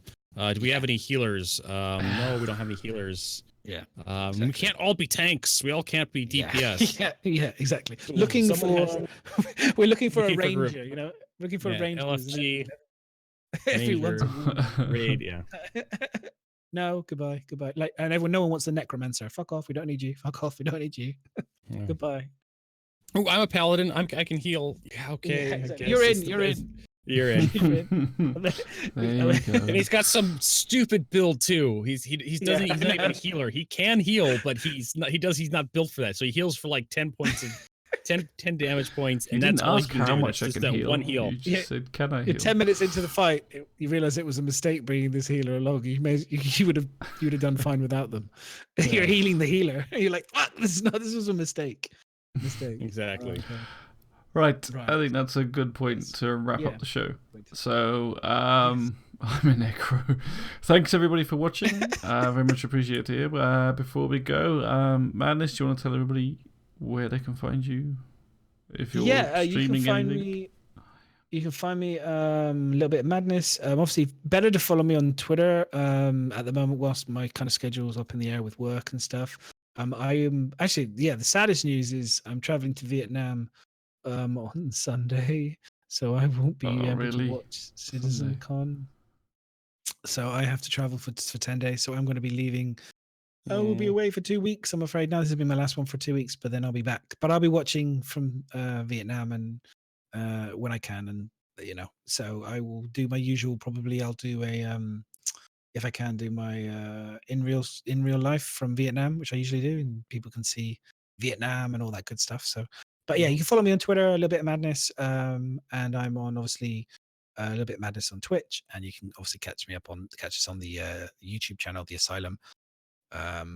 Yeah, So definitely check out the podcast tomorrow, guys, because like I say, we're going to do a quick leak bit after this, which we'll put up just on the YouTube channel. So definitely check that out.